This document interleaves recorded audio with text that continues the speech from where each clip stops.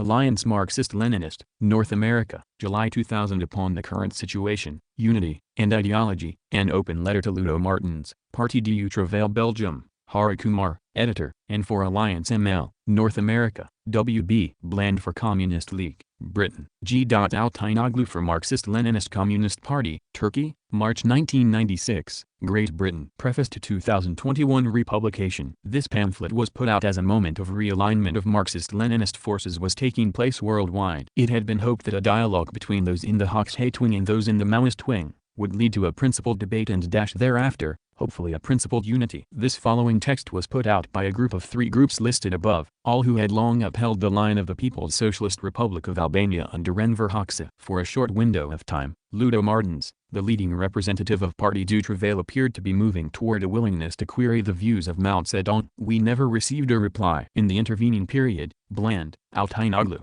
and Ludo Martens have all died. Kumar was asked to represent this work for a current audience. The only changes that have been made are punctuations, and removal of much emphases. But only minor wording changes for clarity were made, and the text unchanged otherwise. An updating to account of new materials will be issued at some later juncture, if the opportunity arises. The appendices have not been included here, but can be found at the pages of the Aliiance Marxist-Leninist repository at http://mlreview.ca/om/alliance-issues, appendices final.html. Hari Kumar, November 5, 2021 _ Introduction. The USA would find us more cooperative than the Kuomintang. We will not be afraid of democratic America influence. We will welcome it. America does not need to fear that we will not be cooperative. We must cooperate and we must have American help. Mao Zedong to U.S. diplomat John Service, political advisor to American forces Second World War. J. Service lost chance in China, New York, 1974, p. 303-307. We recently received for the unity of all communists in defense of proletarian internationalism, a speech and report to the seminary March 1995, 9-12, India, given by Ludo Martens for the Parti du Travail of Belgium, PTB. Yeltsin's coup finally splintered the revisionist former USSR. Finally, extreme right revisionism was given its death blow. Intense, and long overdue discussion in the Marxist-Leninist movement worldwide ensued. On the many fronts of the Marxist-Leninist left, the calls for unity of Comrade Ludo Martens and the Parti du Travail, PTB,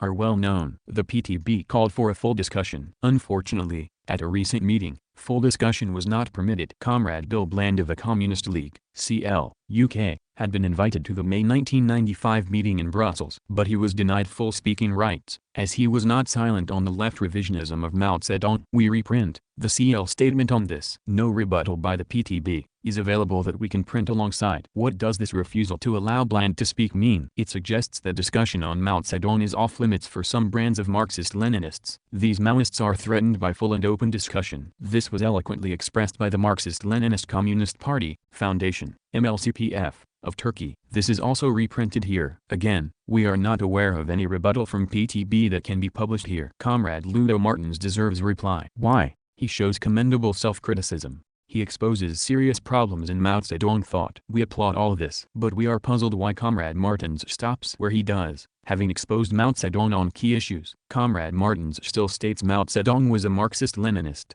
We ask Comrade Martens, why does he not take his analysis to its logical conclusion? We argue that Mao was not a Marxist-Leninist. Marxist-Leninists, including Comrade Martens, argue that Khrushchevism destroyed the ex-USSR. To do so, Khrushchev and all revisionists distorted our history. It is essential to correct these distortions. Comrade Martens provides the start of a needed reassessment of Mao. We add to these comments. We wish to assist the desire of Comrade Martens for unity towards a new international. But for us, the unity of Marxist-Leninists is only possible on the basis of a frank, factual and principled discussion. Only then can this desire for unity be cultivated into an edible fruit. Much manure and fertilizer abounds, but hard work is needed. The soil needs tilling and watering. Many comrades say that the great internationals became great because the working class parties were united. The refrain then comes, unite. Lenin fostered unity in the midst of a sea of squabbles. But this world unity was built only on the base of a communist program in Russia. This was implemented following a long and intense discussion to hone the Iskra line. This gave rise to the Third International. We do not have this base now. We must rebuild it, using history. This does not begin by ignoring facts. For Marxist-Leninists,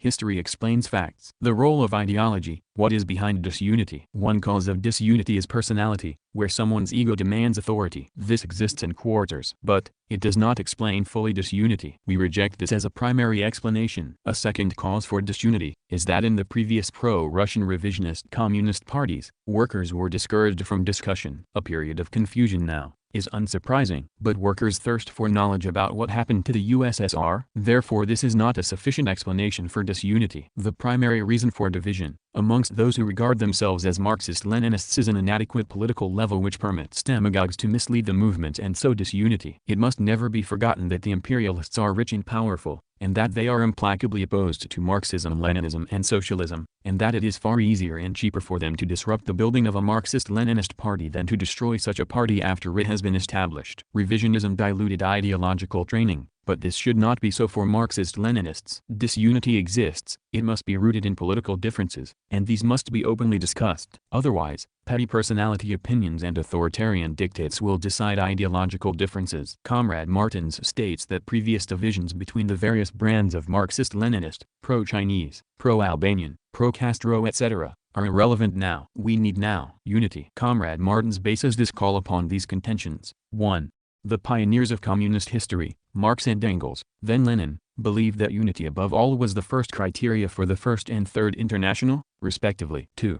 Marxist-Leninists follow Mao Zedong. Mao did make errors, but was a Marxist-Leninist, justifying the term Marxism, Leninism. Mao Zedong thought. We examine these contentions below. First, we show that Marx and Engels, then Lenin, made clear distinctions between progressive and working class-based views and retrogressive and petty bourgeois views when forming their internationals. This has obvious implications for us now. Secondly, we examine the justification of the term Marxism-Leninism. Mao Zedong thought. In brief, we will argue that Mao was far from a Marxist-Leninist. In this introduction, only one key comparison between Mao and Marxist-Leninists is needed. Let us compare the view of the state as seen by Lenin and that seen by Mao in his theory of the new democratic state. Whereas Mao states, this new democratic republic will be different from the old European-American form of capitalist republic under bourgeois dictatorship. On the other hand, it will also be different from the socialist republic of the Soviet type under the dictatorship of the proletariat. However, for a certain historical period, this form is not suitable for the revolutions in the colonial and semi-colonial countries.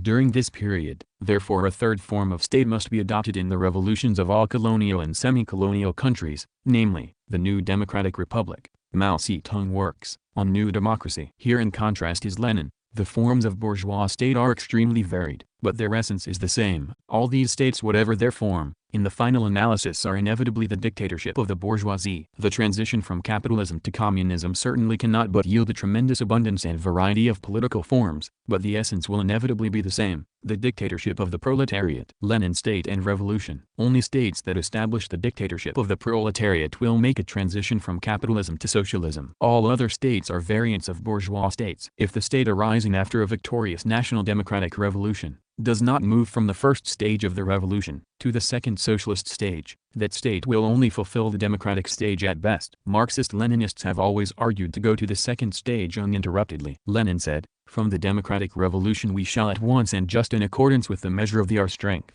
the strength of the class-conscious and organized proletariat, began to pass over to the socialist revolution. We stand for uninterrupted revolution. We shall not stop halfway. Lenin. Two tactics cited in History of the CPSU, B. p. 74. We will argue that Mao erected a Chinese wall between these two stages. Mao did not even complete the first stage of the revolution. Mao and the national capitalists did not expropriate all foreign capital in China, only pro-Japanese comprador capital was expropriated. 1. The Communist Internationals. A. The First International, the International Working Men's Association. How was the First International established in 1867, and how did it operate? Lenin recognized this as a crucial question. The history of the First International shows us that intense ideological struggle occurred at the birth of the international movement. The Communist League, formed by Marx and Engels, was the first working people's party in the world anywhere. Karl Marx and Friedrich Engels, Collected Works, Moscow, 1976. Hereafter, M&ECW, Volume 6, p. 96-103. Engels formulated articles of membership for this pioneering party. He broke no compromise on the principles required to form a new party. These principles had been worked out, by Marx and Engels, in the heat of theoretical and practical battles with many enemies of scientific socialism. In his draft of a Communist Confession of Faith in June 1847, Engels distinguishes upon an ideological basis the communists from the utopians. This draft became known as the Communist Credo. M&ECW,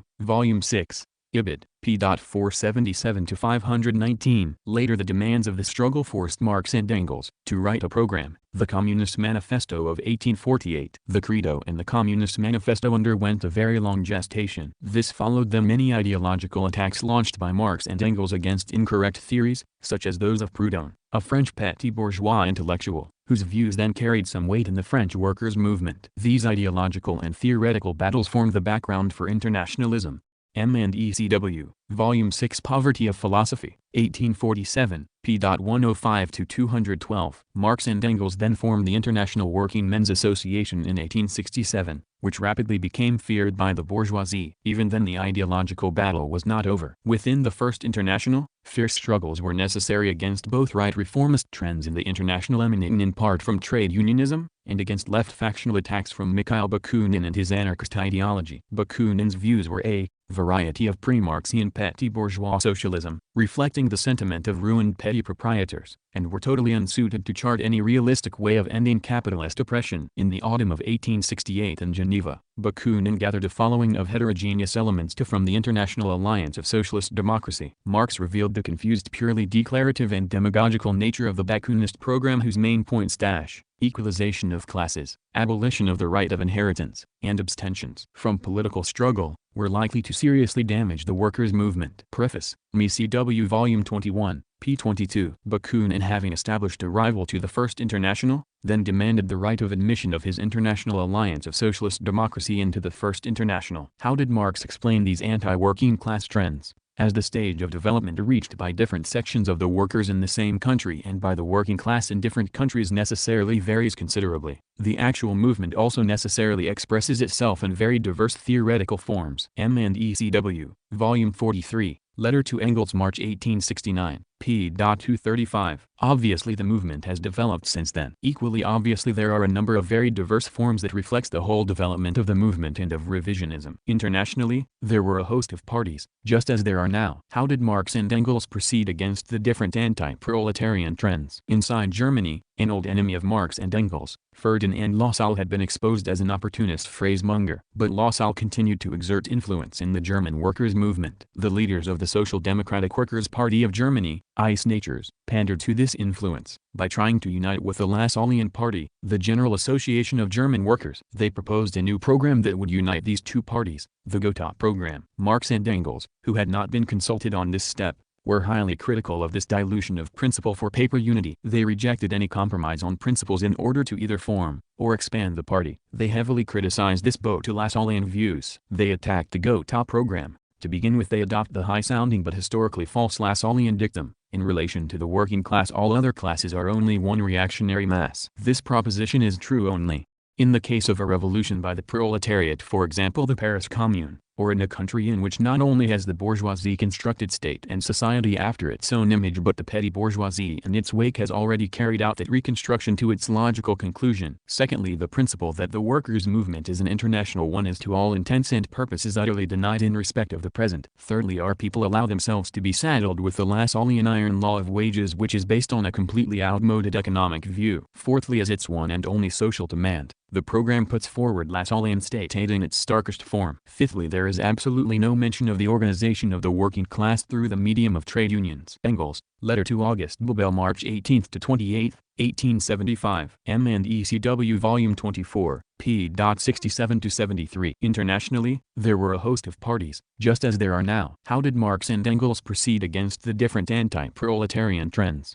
Pandered to this influence by trying to unite with the Lassallean Party, the General Association of German Workers. These were not trivial matters. Engels concludes, generally speaking, less importance attaches to the official program of a party than to what it does. But a new program is after all a banner planted in public, and the outside world judges the party by it. It should be further considered what the workers of other countries will think of this program, what impression will be created by this genuflection on the part of the entire German socialist proletariat before Lassalleanism. Engels, Ibid, M&ECW Volume 24 p. 72. Nowadays, Ferdinand Lassalle means little to us. But Lassalle posed important practical and theoretical obstacles for Marx and Engels. In resolving them, they formed our ideological foundations, and strengthened the International and the People's Party. Just as Lassalle, later Trotsky and Plekhanov posed different problems. In refuting these, Lenin and Stalin forged the Bolsheviks, further laying a theory for us. Clearly from Marx onwards, ideological analysis and debate have formed the Marxist-Leninist theory. But what happened to the First International? The English trades unions initially provided much impetus to the First International. But then the Bakuninist machinations were supported by the reformist leading elements of the trade unionists. Bakunin's demands had to be exposed. At the Hague Congress of the International, Bakunin and his ally Guillaume were expelled for creating within our association a secret society, the Alliance of Socialist Democracy, which claimed to direct the international aims contrary to its principles. M&ECW, Marx to editor of Le Corsaire, Volume 23, p. 257. Despite Bakunin's expulsion for factional activity, the anarchist-reformist bloc had enabled the reformist trade unionists to take this opportunity to attack Marx and Engels. Engels pointed out, despite the expulsion of Bakunin, there were major divisions in the International that forced decisive action. There were two elements in London both striving to gain the upper hand in the General Council. One was the French Blanquists, a small coterie who replaced discernment of the real course of the movement with revolutionary talk, and propaganda activity with petty spurious conspiracy leading only to useless arrests. The second dangerous element in London comprised the English working class leaders in whose face Marx at the Hague Congress had flung the words, "It is a disgrace to be among these English working class leaders, for almost all of them have sold themselves to Sir Charles Dilke, Samuel Morley or even Gladstone, leaders of the government." Editor, the activity of the International in England would not only come under the control of bourgeois radicals but probably even under the control of the government itself. A transfer was therefore necessary. New York was the only place, with security for the association's archives and an international composition of the General Council itself. M&ECW, Volume 23, Engels on the Hague Congress of the International, p. 265-266. The First International was therefore moved to New York. But this proved to be its dissolution. This dissolution was the end result of an unholy alliance, a unity of sectarian anarchist trends represented by Mikhail Bakunin, and social reformism of the trade union aristocracy. Bakunin's factionalism had forced the shift of First International away from Marx and Engels' direct control, and away from the radical influence of the masses of the workers in the English and German trades unions. Lenin described the new stage. After the Hague Congress of the International 1872, Marx had a General Council of the International transferred to New York. The First International had played its part and now made way for a period of a far greater development of the labor movement in all countries in the world, a period in which the movement grew in scope and mass socialist working class parties and individual national states were formed. V.I. Lenin, Collected Works, Moscow 1977, hereafter VLCW, Karl Marx, Ibid, Volume 21, p. 49. Lenin summarized the work of the First International, in uniting the labor movement of various countries striving to channel into joint activity the various forms of non-proletarian pre-Marxist socialism, Mazzini, Proudhon, Bakunin, liberal trades unionism in Britain, Lassallean vacillations to the right in Germany etc., and in combating the theories of all these sects and schools, Marx hammered out a uniform tactic for the proletarian struggle of the working class in the various countries. VLCW, Volume 21. Ibid, p. 49. B. Lenin and the formation of the Third International. The Second International was started in 1889 with the participation of Engels. However, it too was dissolved in 1914. What was Lenin's assessment of the Second International? The Second International existed from 1889 to 1914, up to the war. This was the period of the most calm and peaceful development of capitalism, a period without great evolutions. During this period, the working class movement gained strength and matured. But the workers' leaders had become accustomed to peaceful conditions and had lost the ability to wage a revolutionary struggle. When in 1914, there began the war, these leaders deserted to their respective governments. They betrayed the workers, they helped to prolong the slaughter, they became the enemies of socialism, they went over to the side of the capitalists. March 1919, VLCW, The Third Communist International, Volume 29, p. 241. The collapse of the Second International reflected the rise of opportunism. The collapse of the Second International signifies the complete victory of opportunism. The transformation of the social democratic parties into national liberal parties is mainly the result of the entire historical epoch of the Second International, the close of the 19th century and the beginning of the 20th century. The objective conditions of this epoch, transitional from the consummation of West European bourgeois and national revolutions to the beginnings of socialist revolution, engendered and fostered opportunism. A. Split in the working class in socialist movements. which in the main was cleavage along the lines of opportunism, Britain, Italy, Holland, Bulgaria and Russia. In other countries we see trends along the same line, Germany, France, Belgium, Sweden and Switzerland. The crisis created by the Great War has torn away all coverings, exposed an abscess and revealed opportunism as the true ally of the bourgeoisie. In Russia the complete severance of the revolutionary proletarian elements from the petty bourgeois opportunist elements has been prepared by the entire history of the working class movement. Those who disregard that history and declaim against factionalism, are incapable of understanding the real process of formation of a proletarian party, are rendering the movement the worst possible service. Lenin, The Collapse of the Second International, Collected Works, C.W., Volume 21, September 1915, p. 256-258. This created the need for a new international. This need was fulfilled after the Bolshevik Revolution. The Third International actually emerged in 1918, when the long years of struggle against opportunism and social chauvinism, especially during the war, led to the formation of communist parties in a number of countries. Officially the Third International was founded at the First Congress in March 1919, in Moscow.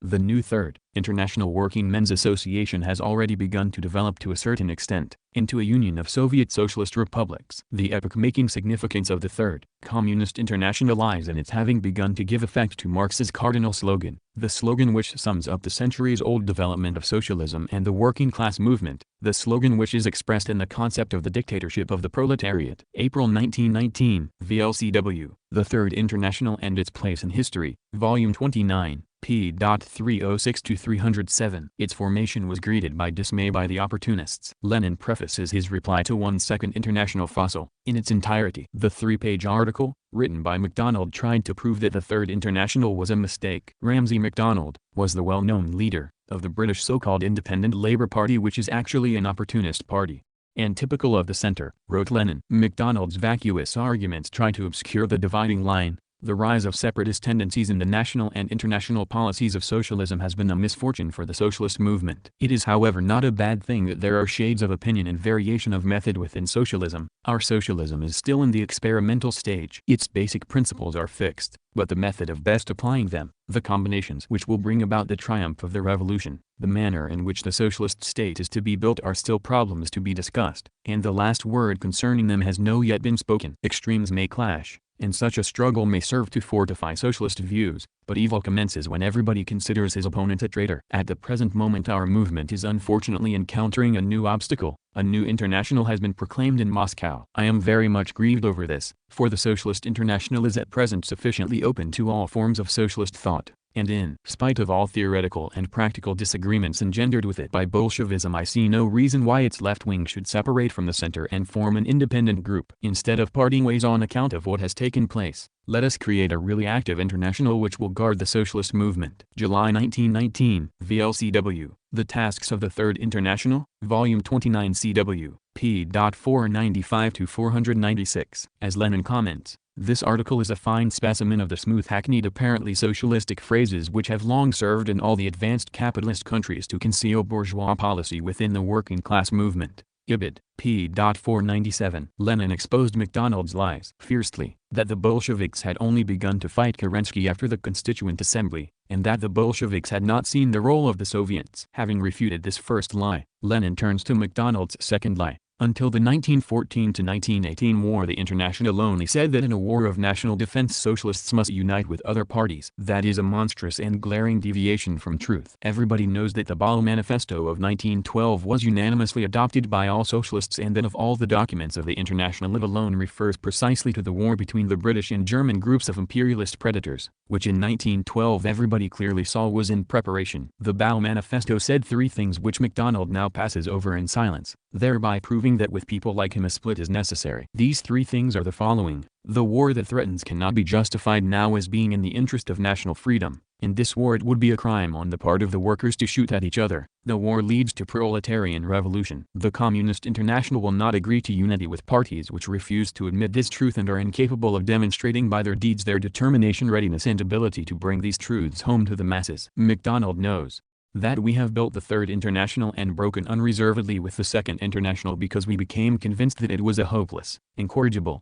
played the part of a servant to imperialism, of a vehicle of bourgeois influence, bourgeois lies and bourgeois corruption in the labor movement. VLCW, Tasks of the Third International, Ibid. p. 499-501. The need for a new international was clear. But to establish it, the Third International depended on the success of the Bolshevik Revolution. This in turn needed clarity on issues of unity. The Russian workers' movement was full of different opinions and views. How was the question of unity handled by Lenin? Lenin believed that a full and open debate was needed before unity was possible. We declare that before we can unite, and in order that we may unite, we must first of all draw firm and definite lines of demarcation, as Iskra demands. VL.CW Volume 5, What is to be Done? Burning Questions of Our Movements, 1902, p. 367. Yet Lenin saw the need for unity on practical issues. These were issues needing a broad front for practical work, and formed the backdrop for ideological strengthening of the party. Lenin cited Marx's approach here during the episode of the Go-Top program. If you must unite,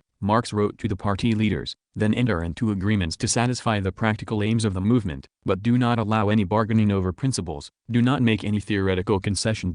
This was Marx's idea. Without revolutionary theory there can be no revolutionary movement. VLCW, What is to be Done? Volume 5, p. 369-370. Lenin stresses the importance of theory to the party. Without revolutionary theory there can be no revolutionary movement. This idea cannot be insisted upon too strongly at a time when the fashionable preaching of opportunism goes hand in hand with an infatuation for the narrowest form of practical activity. Let us quote what Engels said in 1874 concerning the significance of theory in the social democratic movement. Engels recognizes not two forms of the great struggle of social democracy, political and economic, as is the fashion among us, but three, placing the theoretical struggle on a par with the first two. The German workers have two important advantages. First, they belong to the most theoretical people of Europe, and they have retained that sense of theory. Without a sense of theory among the workers, this scientific socialism would never have entered their flesh and blood. What an immeasurable advantage it is may be seen from the indifference towards all theory, which is one of the main reasons why the English working class movement crawls along so slowly. VLCW.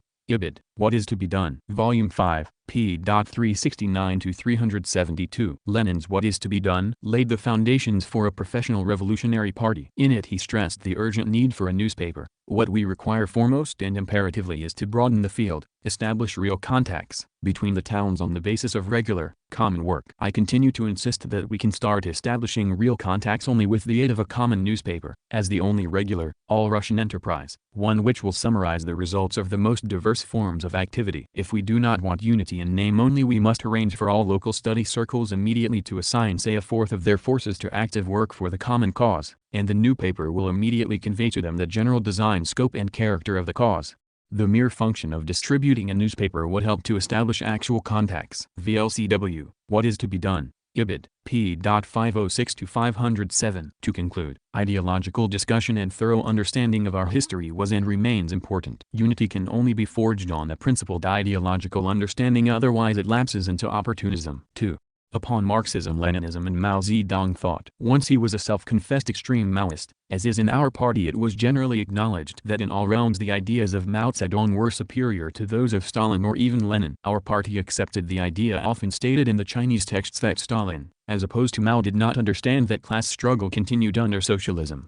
See Martens, p. 14. But Comrade Martens no longer feels that Mao is immune from critique. This is welcome. Honest and full self-criticism is a mark of genuine Marxist Leninism. Despite this, Comrade Martens exhorts us that, facing the abyss of unemployment, poverty, exploitation and violence which confronts the workers of the world, only Marxism-Leninism, Mao Zedong thought can open the way to national and social liberation. Martens, Ibid. p. 4. How has Mao Zedong thought contributed to Marxism-Leninism? Martens says, Mao made two major contributions to Marxism-Leninism. For the first time in history, Mao developed the theory and strategy of the national democratic revolution in a large oppressed third world country, as a preparatory step leading to socialist revolution, and he led the Chinese Revolution, through great difficulties until the establishment of the dictatorship of the proletariat. After Khrushchev took over in the USSR, Mao Zedong led the struggle against modern revisionism and through the development of the Cultural Revolution enriched the theory of the continuation of the class struggle under the dictatorship of the proletariat. Martens Ibid. p. 10. To the contrary, we reply that Mao added nothing positive to Marxism-Leninism. We hope that Comrade Martens will engage in further discussion on these matters, after re-examining the record. A. Lenin and stages of the revolution in colonial-type countries. According to Comrade Martens, For the first time in history, Mao developed the theory and strategy of the National Democratic Revolution in a large oppressed Third World country, as a preparatory step leading to socialist revolution. For the unity of all communists, in defense of proletarian internationalism, report presented to the seminary, March 9 to 12, 1995, India p.4. But, we protest, that it was Lenin and Stalin who developed this theory and strategy. What attitude should communists take to the bourgeoisie in a colonial-type country? On this, Lenin was divided from Trotsky, then Stalin and Trotsky were divided, then Stalin and Mao Zedong were divided. Trotsky dismissed all bourgeoisie as comprador and reactionary. This is a leftist error. Here Mao agreed with Lenin and Stalin. But Mao refused to move from the first stage of the revolutionary struggle into the second stage. Stalin, to the University of the Toilers of the East, noted that there were two wings in the native bourgeoisie. The situation is somewhat different in countries like India. The fundamental and new feature of the conditions of life in countries like India is not only that the national bourgeoisie has split up into a revolutionary part and a compromising part,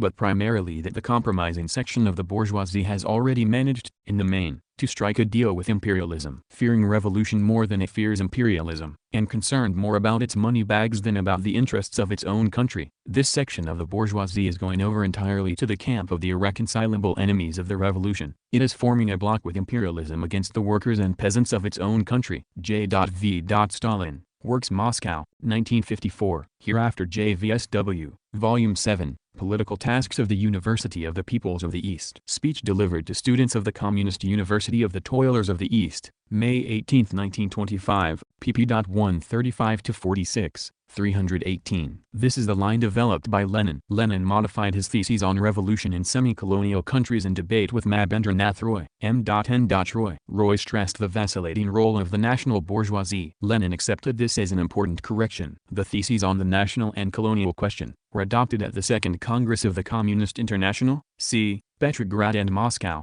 July 19 to August 7, 1920. The theses were adopted after intense study by the National and Colonial Commission of the Congress, of both Roy's supplementary theses, and Lenin's original theses. Lenin and Roy disagreed over whether, and how much to ally with the national bourgeoisie. Roy had an unrealistic view of the strength of the workers' movements in colonial countries. Roy concluded that the working class of colonial-type countries were in full conflict with the entire bourgeoisie. The support of a liberation movement with any section of native bourgeoisie must be rejected. It would be a mistake to assume that the bourgeois nationalists' movement expressed the sentiments and aspirations of the general population. The C must not find in them, i.e. the bourgeois nationalists' elements, ed. the media through which the revolutionary movements in the colonies should be helped. The bourgeois national democrats in the colonies strive for the establishment of a free national state, whereas the masses of workers and peasants are revolting, even though in many cases unconsciously, against the system which permits such brutal exploitation. Consequently, in the colonies we have two contradictory forces that cannot develop together. To support the colonial bourgeois movements would amount to helping the growth of the national spirit, which will surely obstruct the awakening of a class consciousness in the masses. M. N.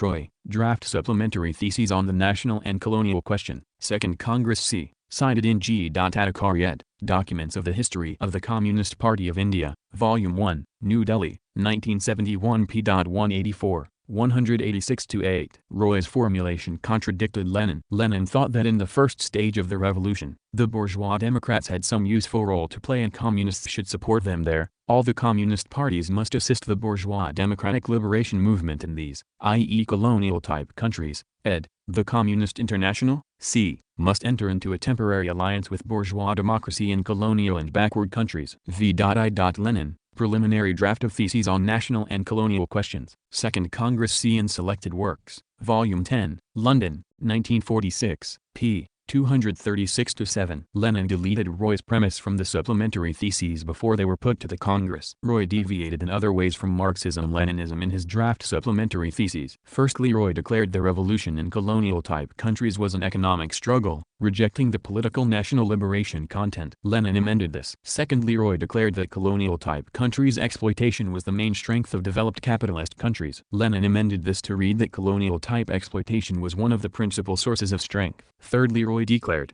that super profits from a colonial-type country could be used to give concessions to the entire working class of the dominant developed capitalist country. Lenin amended this to read: the super profit from a colonial-type country was used to give concessions only to a stratum of workers in the developed dominant capitalist country. Fourthly, Roy's draft supplementary theses declared that socialist revolution was not possible in the developed capitalist countries, without prior successful national democratic revolution in the colonial-type countries. Lenin amended this: the breaking up of the colonial empire, together with the proletarian revolution in the home country, will overthrow the capitalist system in Europe, and Lenin added, these two forces must be coordinated if the final success of the world revolution is to be guaranteed. Supplementary Theses, Ibid, p. 181. In response to Roy, only one change to Lenin's original draft theses was adopted by the Congress. This clarified that the working class in a colonial-type country should support a bourgeois-led movement only if it was genuinely revolutionary. The term bourgeois democratic was replaced by nationalist revolutionary. I would like to particularly emphasize the question of the bourgeois democratic movements in backward countries. It was this question that gave rise to some disagreement. We argued about whether it would be correct, in principle and in theory, to declare that the C and the CP should support the bourgeois democratic movement in backward countries. As a result of this discussion, we unanimously decided to speak of the nationalist revolutionary movements instead of the bourgeois democratic movement. There is not the slightest doubt that every nationalist movement can only be a bourgeois democratic movement. But it was agreed that if we speak about the bourgeois democratic movement, all distinction between reformist and revolutionary movements will be obliterated, whereas in recent times this distinction has been fully and clearly revealed in the backward and colonial countries, for the imperialist bourgeois is trying with all its might to implant the reformist movement also among the oppressed nations. In the Commission this was proved irrefutably, and we came to the conclusion that the only correct thing to do was to take this distinction into consideration and nearly everywhere to substitute the term nationalist revolutionary for the term bourgeois democratic. The meaning of this change is that we communists should, and will, support bourgeois liberation movements only when these movements do not hinder us in training and organizing the peasants and the broad masses of the exploited in a revolutionary spirit. The above-mentioned distinction has now been drawn in all the theses, and I think that, thanks to this, our point of view has been formulated much more precisely. Lenin, Report of Commission on the National and Colonial Questions, Ibid, p. 241. Despite his errors, Roy did contribute to Marxist-Leninist theory.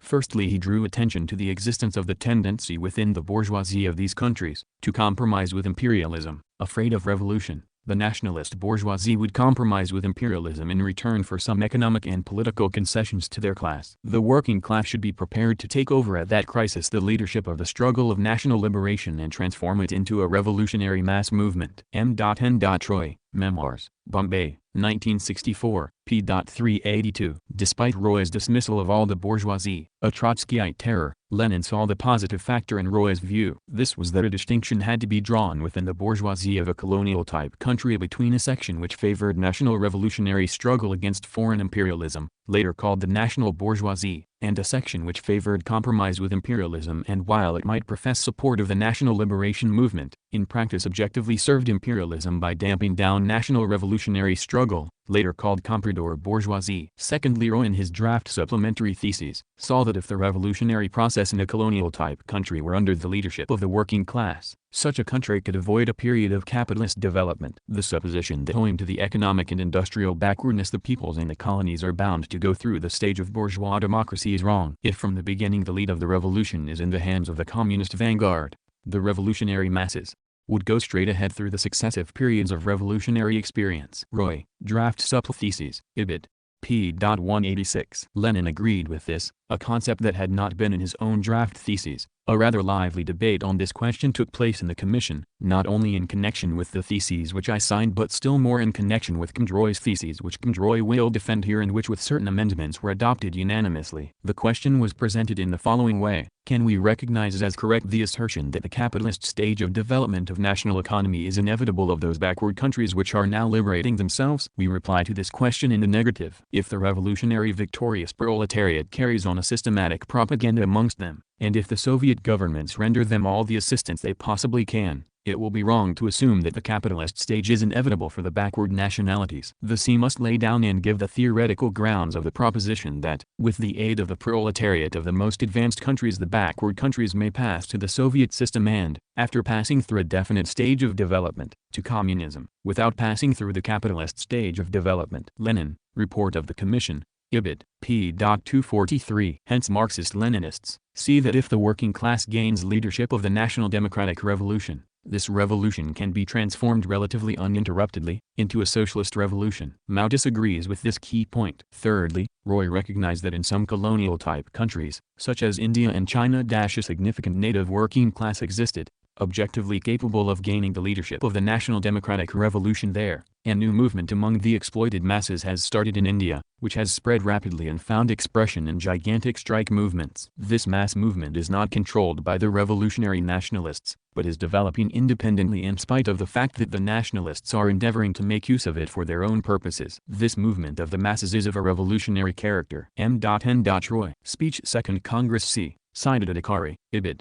p. 191-2. This was why Lenin approved Roy's modified supplementary theses. Stalin pointed out why Roy's additions were needed, both in his speeches and his theses. At the Second Congress of C.Ed., Lenin has in mind the countries where there can be no question of a purely proletarian movement, where there is practically no industrial proletariat. Why were the supplementary theses needed? In order to single out from the backward colonial countries which have no industrial proletariat such countries as China and India, of which it cannot be said that they have practically no industrial proletariat. Read the supplementary theses, and you will realize that they refer chiefly to China and India. How could it happen that Roy's special theses were needed to supplement Lenin's theses? The fact is that Lenin's theses were written and published long before the Second Congress opened, prior to the discussion in the Special Commission of the Second Congress. And since the Second Congress revealed the necessity of singling out from the backward countries such countries as China and India, the necessity of supplementary theses arose. JVSW, Questions of the Chinese Revolution, Volume 9, p. 236-238. In the absence of a significant working class in a colonial country, a different leadership was necessary. As Lenin in his report and theses at the Second Congress of the C saw here, the leadership of the National Democratic Revolution being exercised by the working class of the developed capitalist countries, in particular by the working class of Soviet Russia. If the revolutionary victorious proletariat carries on systematic propaganda among them, and if the Soviet governments render them all the assistance they possibly can, the backward countries may pass to the Soviet system, and after passing through a definite stage of development to communism without passing the capitalist stage of development. Lenin, Report on the Commission, Ibid. p. 243. Finally, Roy thought that the whole bourgeoisie in colonial-type countries is counter-revolutionary. This was incorrect, but it contains an element of truth.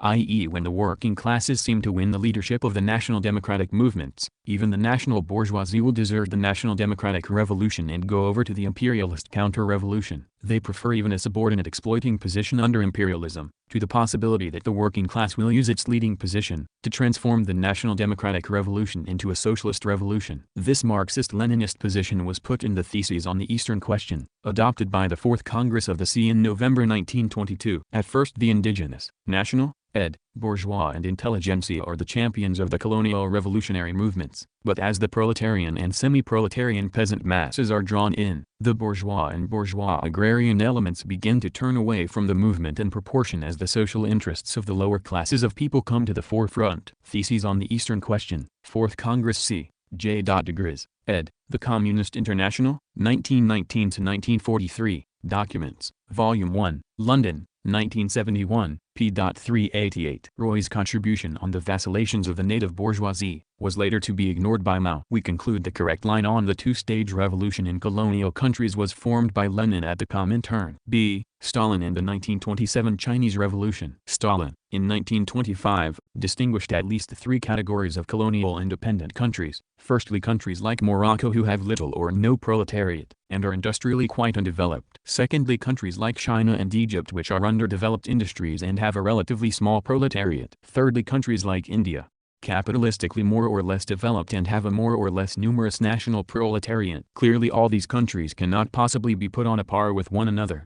JVSW, Volume 7, Political Tasks of the University of the Peoples of the East. Speech delivered at a meeting of students of the Communist University of the Toilers of the East, May 18, 1925, p. 148. In each country the conditions were different and had to be concretely studied before deciding the exact tactic. In countries like Egypt and China, where the national bourgeoisie has already split up into a revolutionary party and a compromising party, but where the compromising section of the bourgeoisie is not yet able to join up with imperialism, the Communists can no longer set themselves the aim of forming a united national front against imperialism. In such countries the Communists must pass from the policy of a united national front to the policy of a revolutionary bloc of the workers and the petty bourgeoisie. In such countries the bloc can assume the form of a single party, a workers' and peasants' party, provided, however, that this distinctive party actually represents a bloc of two forces, the Communist Party and the party of the revolutionary petty bourgeois. The tasks of this bloc are to expose the half-heartedness and inconsistency of the national bourgeoisie and to wage a determined struggle against imperialism. Such a dual party is necessary and expedient provided it does not bind the Communist Party hand and foot, provided it does not restrict the freedom of the Communist Party to conduct agitation and propaganda work, provided it does not hinder the rallying of the proletarians around and provided it facilitates the actual leadership of the revolutionary movement by the Communist Party. Such a dual party is unnecessary and inexpedient if it does not conform to all these conditions, for it can only lead to the communist elements becoming dissolved in the ranks of the bourgeoisie, to the Communist Party losing the proletarian army. The situation is somewhat different in countries like India. The fundamental and new feature of the conditions of life in countries like India is not only that the national bourgeoisie has split up into a revolutionary part and a compromising part, but primarily that the compromising section of the bourgeoisie has already managed, in the main, to strike a deal with imperialism, fearing revolution more than it fears imperialism, and concerned with more about its money bags than about the interests of its own country. This section of the bourgeoisie is going over entirely to the camp of the irreconcilable enemies of the revolution. It is forming a bloc with imperialism against the workers and peasants of its own country. JVSW, Tasks of University of Peoples of East. Ibid, May 18, 1925. Pages 135 to 146. How did this concretely relate to China? Who were the revolutionary bourgeoisie, and what was the single party that represented the workers and peasants that Stalin refers to? The party Stalin was discussing was the Kuomintang, KMT. The Manchu dynasty of China obstructed democratic reforms along with the foreign imperialists who controlled China's economy. The so-called enlightened bourgeoisie of China tried to change this. They were exemplified by Sun Yat-sen, who was himself influenced by Lenin and the USSR. A ferment had followed the Versailles Treaty of 1919.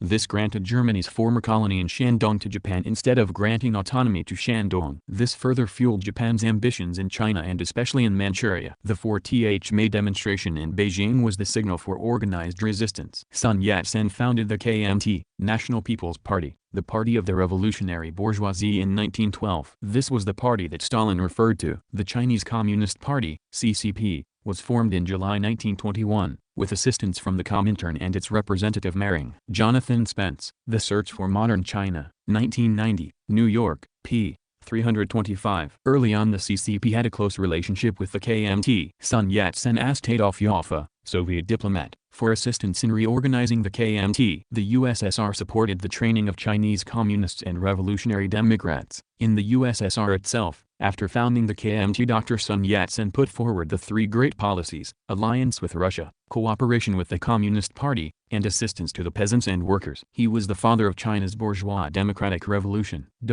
In 1922 he began reorganizing the Kuomintang, KMT. As the first revolutionary war in China developed rapidly, both the CCP and the KMT felt the need for more revolutionary cadres and asked the Soviet Union to train more people. In response, the Soviet Union founded Sun Yat-sen University for the toilers of the East solely for the Chinese students. At the end of 1925, with the help of Vasil Konstantin Borodin, the Soviet political advisor to the national government in Guangzhou, the KMT and the CCP jointly selected 310 students to be sent to Sun Yat-sen University. Deng Maomao, Deng Xiaoping, My Father, New York, 1995, p. 33, 82, 105. After the death of Sun Yat-sen, the KMT fell to the leadership of Chiang Kai-shek, who reneged on the policy of Sun Yat-sen.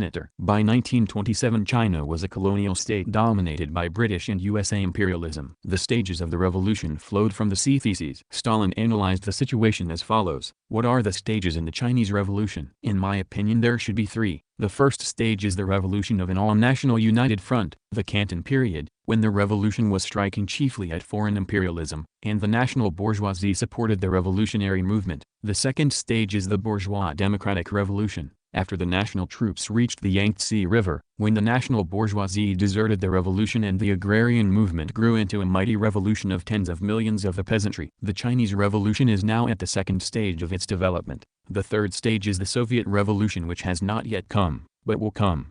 J.V. Stalin, on the international situation and the defense of the USS, Joint Plenum of CC and the CPSU Control Commission, August 1, 1927, Volume 10, p. 16-17. Stalin's first stage and the second stage together constitute what is termed the bourgeois democratic revolution. Stalin emphasized that the main axis was the agrarian movement. The characteristic feature of the Turkish Revolution, the Kemalists, is that it got stuck at the first step, at the first stage of its development, at the stage of the bourgeois liberation movement, without even attempting to pass to the second stage of its development, the stage of the agrarian revolution. Stalin, Ibid, p. 346. Unfortunately, the CCP rejected Stalin's advice on moving from the first stage to the second stage using the agrarian revolution. Because of this, the CCP was defeated, allowing Trotsky and Zinoviev a pretext to attack Stalin. Replying to their attack, Stalin again outlined the history of the Chinese Revolution. The desertion of the Chinese Kuomintang right faction had been fully anticipated by Stalin in February 1926. It is necessary to adopt the course of arming the workers and peasants and converting the peasant committees in the localities into actual organs of governmental authority equipped with armed self-defense, etc. The CP must not come forward as a brake on the mass movement. The CP should not cover up the treacherous and reactionary policy of the Kuomintang rights, and should mobilize the masses around the Kuomintang and the CCP on the basis of exposing the rights. The Chinese Revolution is passing through a critical period, and it can achieve further victories only by resolutely adopting the course of developing the mass movement. Otherwise a tremendous danger threatens the revolution. The fulfillment of directives is therefore more necessary than ever before. See Directive to the CCP, February 1926, cited JVSW, Volume 10, p. 21. Stalin repeatedly urged the CCP, through 1926 and early 1927 to break the bloc with the right KMT and move to a militant revolutionary struggle. The CCP did not heed such advice. The victory of the revolution cannot be achieved unless this bloc is smashed. But in order to smash this bloc, fire must be concentrated on the compromising national bourgeoisie, its treachery exposed, the toiling masses freed from its influence, and the conditions necessary of the hegemony of the proletariat systematically prepared. In other words, in colonies like India it is a matter of preparing the proletariat for the role of leader of the liberation movement, step by step dislodging the bourgeoisie and its mouthpieces from this honorable post. The task is to create an anti-imperialist bloc and to ensure the hegemony of the proletariat in this bloc. This bloc can assume, although it need not always necessarily do so, the form of a single workers' and peasants' party, formally bound by a single platform. In such centuries the independence of the Communist Party must be the chief slogan of the advanced communist elements, of the hegemony of the proletariat can be prepared and brought about by the Communist Party. But the Communist Party can and must enter into an open bloc with the revolutionary part of the bourgeoisie in order, after isolating the compromising national bourgeoisie, to lead the vast masses of the urban and rural petty bourgeoisie in the struggle against imperialism. J.V. Stalin's letters to Molotov, edited Lars T. Lee, Oleg V. Naumov, and Oleg V. Klivniuk, Yale 1995, p. 318-9. The Executive Council of the Comintern, ECCI, adopted Stalin's view, in a directive sent to the CC of the CCP in February 1926. At the 7th Plenum of ICI, Moscow, November 22 to December 16, 1926, the resolution on the Chinese situation followed Stalin. This declared the revolution in China was in transition to a new stage as the national bourgeois were about to desert the national democratic revolution, so the revolutionary forces would be the working class, the peasantry and the urban petty bourgeoisie, and that the working class must become the leading force. Now the movement is on the threshold of the third stage, on the eve of a new realignment of classes. In this stage the driving force of the movement will be a bloc of an even more revolutionary nature, of the proletariat, the peasantry and the urban petty bourgeoisie to the exclusion of the majority of the capitalists bourgeois. When the national bourgeoisie desert the revolution and conspire against it, the proletariat is the dominating force of this bloc. Resolution of the Chinese situation, 7th Plenum in R.C. North and X.J. Udn Roy's mission to China, the Communist KMT split 1927, Berkeley, 1963, p. 135. The ICI emphasized the agrarian revolution. In the present transitional stage of the development of the revolution, the agrarian stage of the development of the revolution, the agrarian question becomes the central question. The class which succeeds in giving a radical answer to it will be the leader of the revolution. Ibid, p. 137. The Issy made clear that the working class had a choice, either attempt to maintain the alliance with the national bourgeoisie, who were on the point of desertion of the National Democratic Revolution, or cement an alliance with the peasantry through the agrarian revolution. Failing to choose the latter would be disastrous. The fear that the aggravation of the class struggle in the countryside will weaken the united anti-imperialist front is baseless. Not to approach the agrarian question boldly by supporting all the economic demands of the peasant masses is positively dangerous for the revolution. To refuse to assign to the agrarian revolution a prominent place in the national liberation movement for the fear of offending the dubious and disloyal cooperation of a section of the capitalist class is wrong. This is not the revolutionary policy of the proletariat. The present situation is characterized by its transitional nature when the proletariat must choose between allying itself with a considerable section of the bourgeoisie or further consolidating its own alliance with the peasantry. If the proletariat does not put forward a radical program, it will fail to attract the peasantry into the revolutionary struggle and will lose its hegemony in the national liberation movement. Under direct or indirect imperialist influence, the bourgeoisie will regain the leadership of the movement once more. Ibid. p. 138. As well as mass work, the CCP should work through the KMT government and the Revolutionary Army. The revolutionary armies will strike root in the peasant masses as the standard bearer of agrarian revolution. The CCP and their revolutionary allies must penetrate the new government, so as to give practical expression to their agrarian program by using the government machinery to confiscate land, reduce taxes, and invest real power in the peasant committees, thus carrying out progressive reforms on the basis of a revolutionary program. The communists must enter the canton government in order to support the revolutionary left wing in its struggle against the weak and vacillating policy of the right. The communists must stay in the Kuomintang and intensify their work in it. The CCP must strive to develop the KMT into a real people's party, a solid revolutionary bloc of the proletariat, peasantry, the urban petty bourgeoisie and the other oppressed and exploited strata of the population. For this the CCP must work along the following lines. A. Systematic and determined struggle against the right wing attempting to convert the KMT into a bourgeois party. B. Definite formation of a left wing in the KMT and establishment of close cooperation with it.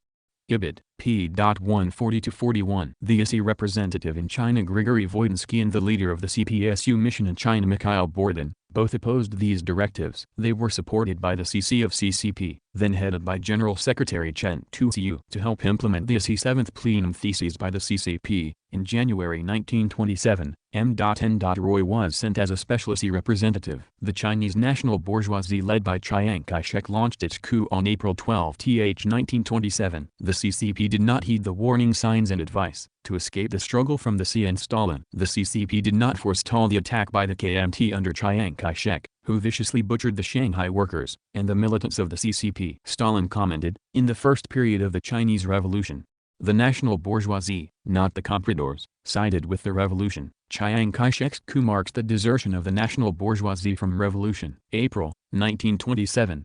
JVSW. Question of Chinese Revolution Volume 9, p. 226, 229. Even now, Roy's arguments were rejected. But Roy managed to pressure the CCP to hold the 5th CCP Congress in Wuhan, April 27 to May 9, 1927. Chen argued to delay the agrarian revolution. But Roy's pressure forced the CCP to verbally accept the Issy line. However, this was short-lived. The CCP leadership refused to follow even their own 5th Congress directives. On May 21, 1927, Colonel Xu Kejiang seized control of Changsha and launched a White Terror. 20,000 workers and peasants were killed. The CCP sabotaged the peasant army in its attempt to fight back, and forced a retreat. They were then of course easy fodder, and were slaughtered. Still, the CCP and Bordin refused to go to the masses. Chen Tuziyu's line was traitorous. The basic point in all Chen Tuziyu's speeches has been the demand that the general leadership in the movement be handed over to the KMT. Jiahosen, Historia Opportunisma v Kommunistische Partei, an account of opportunism in the Chinese Communist Party, in Problemi Kaitaya, 50. Chinese Problems, No. 1, 1929, p. 35. Desperate, Roy wired the Issy for support. A reply telegram from the Issy, on May 30, 1927, buttressed Roy. Meanwhile the Wuhan left KMT met Chiang Kai-shek and Feng Yuxian and combined against the CCP. Roy warned the CCP a coup was imminent. Again this was ignored. The CCP refused to launch agrarian struggle. Instead Chen Tuziu wrote a telegram to the Issy. 90% of the national army are opposed to excesses in the peasants' movement. In such a situation, not only the KMT but also the CCP is obliged to adopt a policy of concessions. It is necessary to correct excesses and to moderate the activities of the confiscation of land. Chen to Siu, telegram to Asi, June 15, 1927, in M.10. Troy, Revolution and Counter-Revolution in China, Calcutta, 1946, p. 482. Now the CC dismantled the workers' struggle and peasants' struggles, fearing a rupture with the KMT. The two communist ministers resigned, to make the government appear more respectable. All to no avail. On July 15, the KMT expelled members of the CCP from the KMT and the army. The ISI resolution of July 14 had noted that the revolutionary role of the Wuhan government is played out. It is becoming a counter-revolutionary force. ISI, Resolution on the Present Situation on the Chinese Revolution, in International Press Correspondence, Volume 7, Number 44, July 28, 1927, p. 984. A white terror ensued. Between January and August 1928 alone, more than 100,000 people lost their lives. The party organizations suffered serious damage. By the end of 1927, party membership had been reduced from more than 50,000 to some 10,000. Deng Mao, Deng Xiaoping, My Father, New York, 1995, p. 119. Stalin characterized the new development as the desertion of the petty bourgeois intelligentsia from the revolution. The present period is marked by the desertion of the Wuhan leadership of the KMT to the camp of counter-revolutionary intelligentsia from the revolution. This desertion is due firstly to the fear, in face of the agrarian revolution, and to the pressure of the feudal landlords on the Wuhan leadership, and secondly to the pressure of the imperialists in the Tianjin who are demanding that the KMT break with the communists as the price for permitting its passage northwards.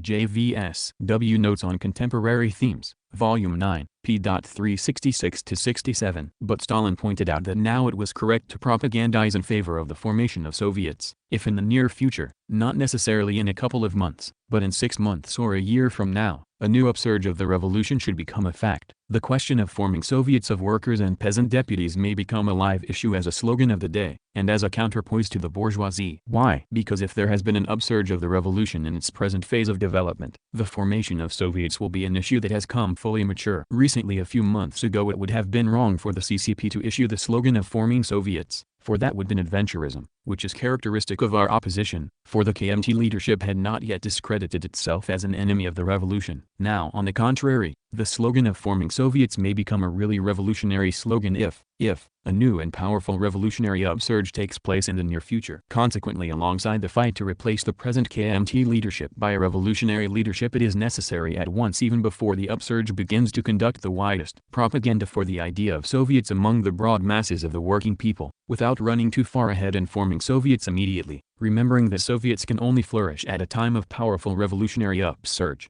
JVS W. Notes on Contemporary Themes, Volume 9, p. 366-7. Here Stalin rebuked Trotsky, who had been calling for Soviets now, for some time, quite incorrectly. The ISI instructed the CCP to resign from the Wuhan government apparatus whilst simultaneously staying within the KMT, and to turn it into a bloc led by the working class, that the arming of peasants and workers was crucial, and that an illegal party apparatus be built up. Finally, the resolution attacked the CCP for its grave right opportunist errors. The leaders of the CCP have pursued a policy of damming back the masses. The revolutionary instruction of the ISI were rejected by the leaders of the CCP. Matters even went so far that the CCP agreed to the disarming of workers.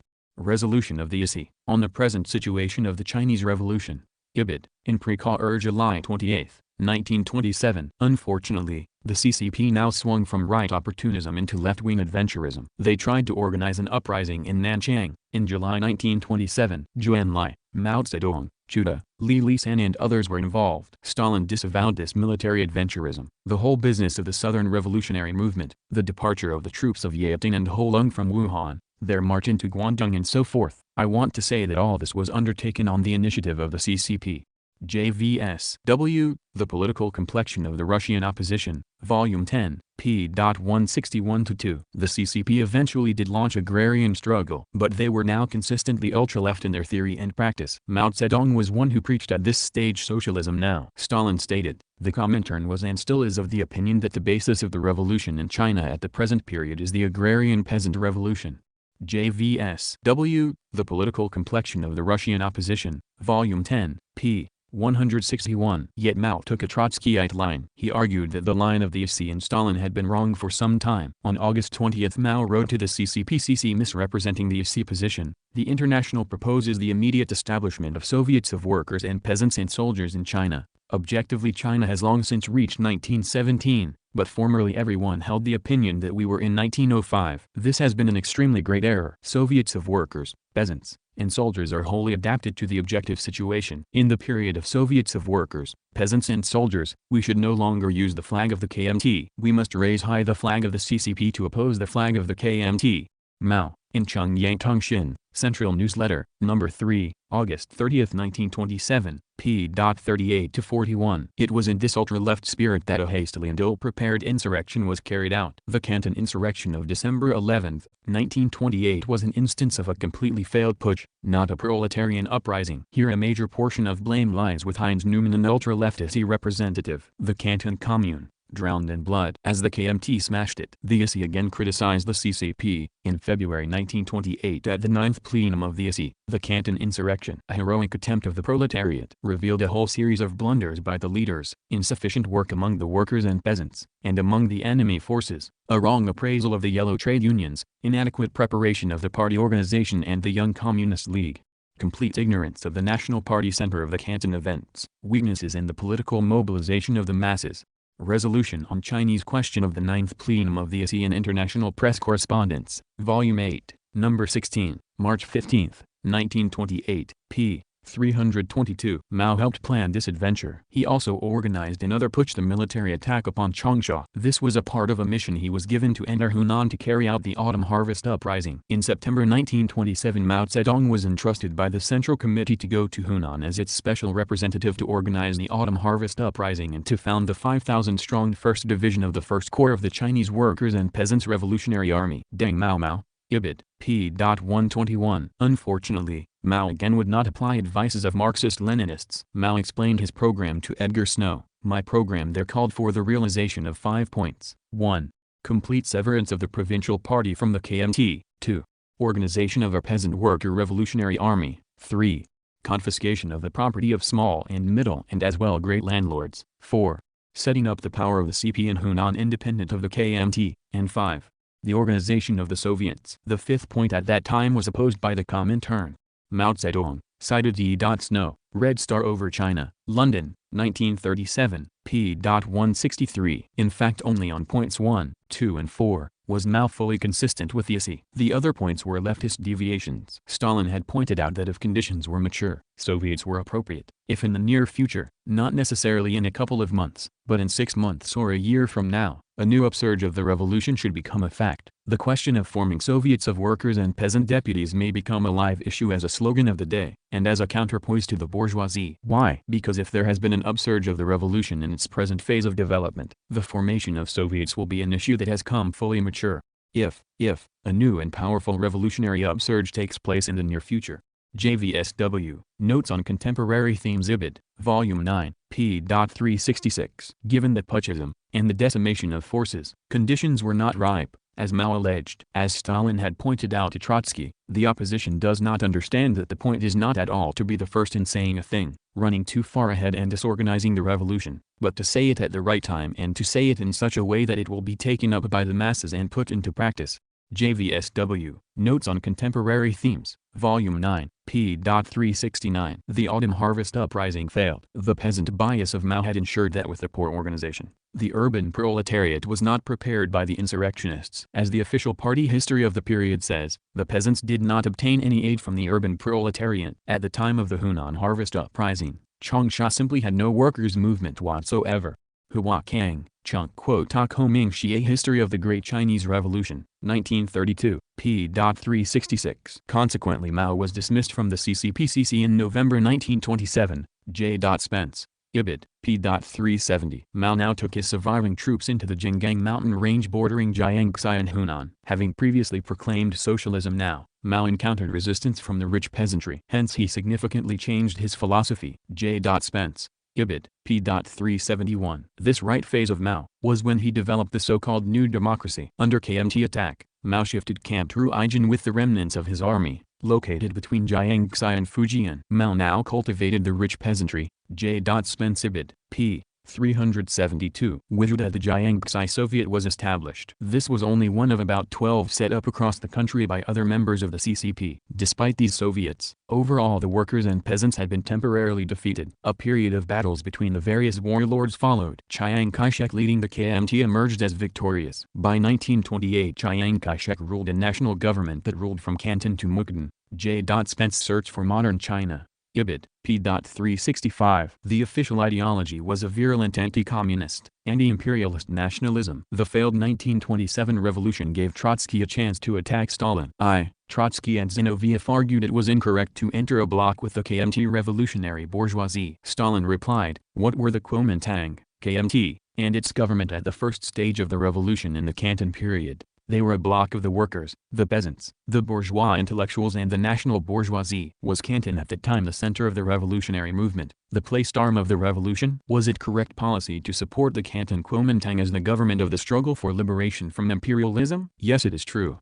JVSW, The International Situation and the Defense of the USSR, Speech to Joint Plenum CC and Central Control Commission CPSU, B, August 1, 1927, Volume 10, p. 16-17. 2. Trotsky, Kamenev and Zinoviev alleged United Front retarded the revolution. Stalin replied, "But what does a united front with the national bourgeoisie at the first stage of the colonial revolution mean? Does it mean that the communists must not intensify the struggle of the workers and peasants against the landlords and the national bourgeoisie, that the proletariat ought to sacrifice its independence? No. A united front can only be of significance only where and only on condition that it does not prevent the CP from conducting its independent political and organizational work, from organizing the proletariat, from rousing the peasantry against the landlords, from openly organizing a workers' and peasants' revolution and from preparing in this way the conditions for the hegemony of the proletariat."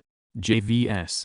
Ibid. Volume 10, p. 17. Stalin was well aware that the CCP was hesitant. "I know that there are some Kuomintangists and even Chinese communists who do not consider it possible to unleash revolution in the countryside, since they fear that if the peasantry were drawn into the revolution it would disrupt the united anti-imperialist front. That is a profound error, comrades. The more quickly and thoroughly the Chinese peasantry is drawn into the revolution, the stronger and more powerful the anti-imperialist front in China."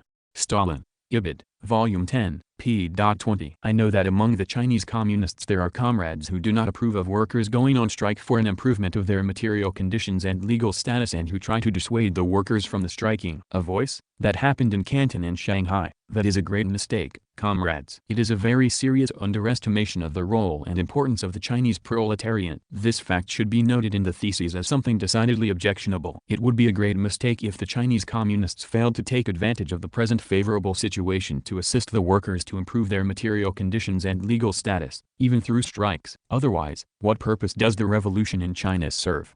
Stalin.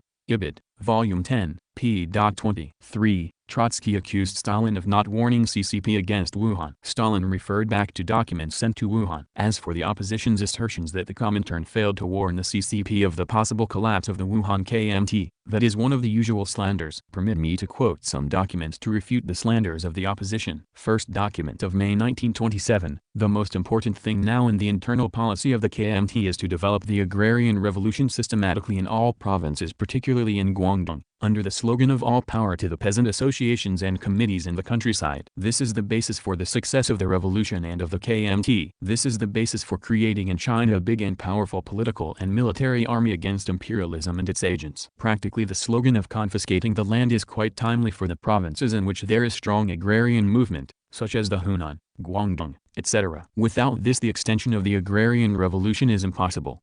It is necessary to start at once to organize 8 or 10 divisions of revolutionary peasants and workers with absolutely reliable officers. This will be a Wuhan Guard force both at the front and in the rear for disarming unreliable units. Disintegrating activities must be intensified in the rear and in Chiang Kai-shek's units.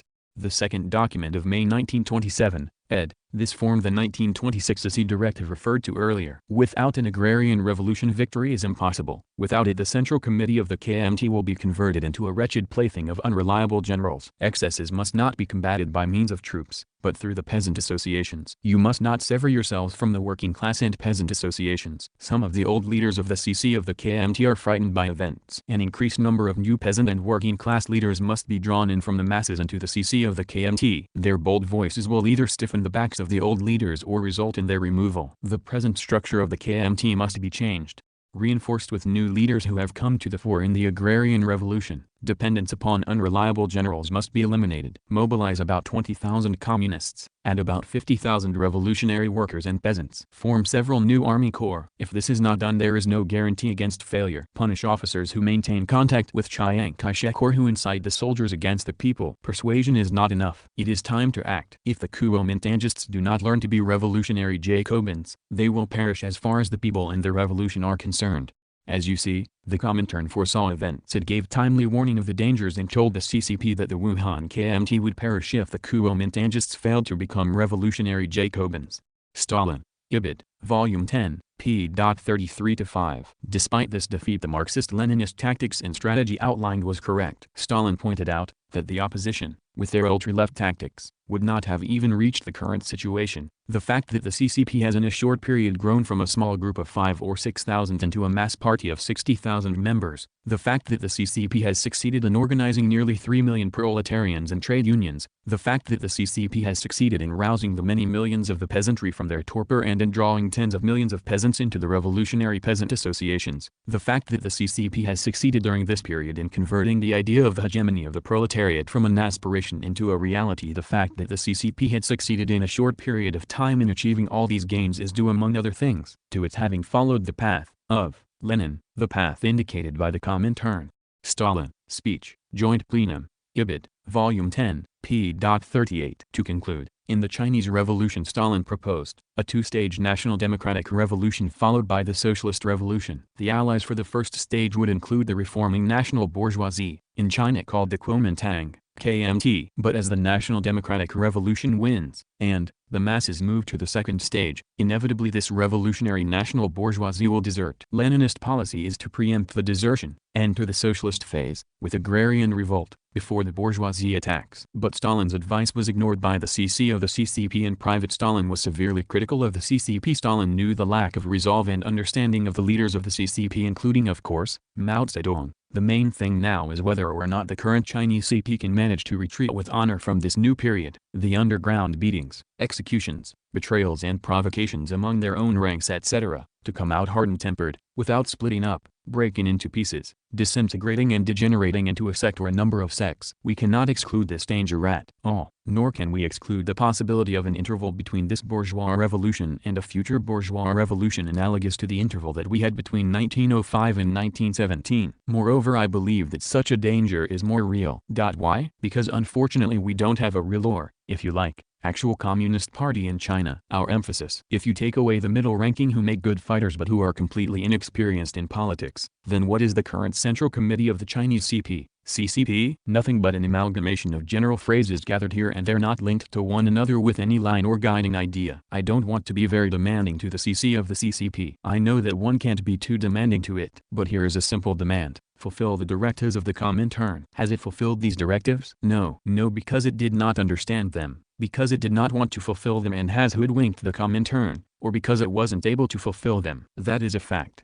The current CC was forged in the period of the nationwide, democratic, revolution and received its baptism by fire during this period, and it turned out to be completely unadaptable to the new agrarian phase of the revolution. The CC of the CCP does not understand the point of the new phase of the revolution. There is not a single Marxist mind in the CC of the CCP capable of understanding. The CCP was unable to use the rich period of the bloc with the Kuomintang in order to conduct energetic work in openly organizing the revolution, the proletariat, the peasantry, the revolutionary military units, the revolutionizing of the army, the work of setting the soldiers against the generals. The CCP has lived off the KMT for a whole year and has done nothing to turn the conglomerates of elements, true, quite militant, into a party, into real party. The CCP sometimes babbles about the hegemony of the proletariat, but the intolerable thing is, the CCP does not have a clue, literally not a clue, about hegemony. It kills the initiative of the working masses, undermines the unauthorized actions of the peasant masses, and reduces class warfare in China to a lot of big talk about the feudal bourgeoisie. That is why I now believe the question of the party is the main question of the Chinese Revolution.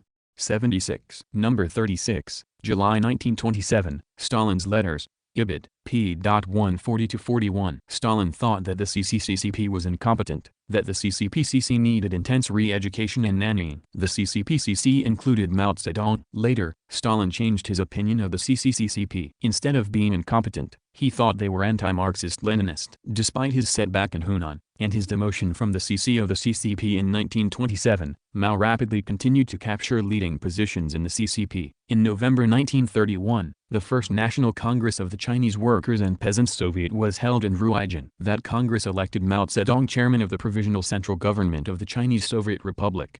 Deng Mao, Deng Xiaoping my father, New York, 1995. p. 203. After the defeat of the 1927 revolution, and the criticism of the IC, the CCP underwent a dramatic ultra-left shift. This was an equal, and opposite and equally disastrous turn in its own right. Hereafter the leaders of the CCP were Wang Ming, and Li Lisan in an ultra-left faction, and Mao Zedong, Deng Xiaoping, Liu Shaoqi, Lin Biao, Peng Chen in the other major faction. The Mao faction won over the ultra-leftists. In so doing, at times it took some left opportunist lines. But ultimately the Mao faction established a right opportunist line. This line was pro-petty bourgeois and pro-capital. Mao accused Stalin of interference. Without the demise of the Third International the Chinese Revolution could not have succeeded. When Lenin was alive, the Third International was well led. After Lenin's death, the leaders of the Third International were dogmatic leaders. For instance, leaders, like Stalin, Bukharin were not that good. Only the period under Dimitrov was well led. Dimitrov's reports were well reasoned. Of course the Third International had its merits as well, for instance,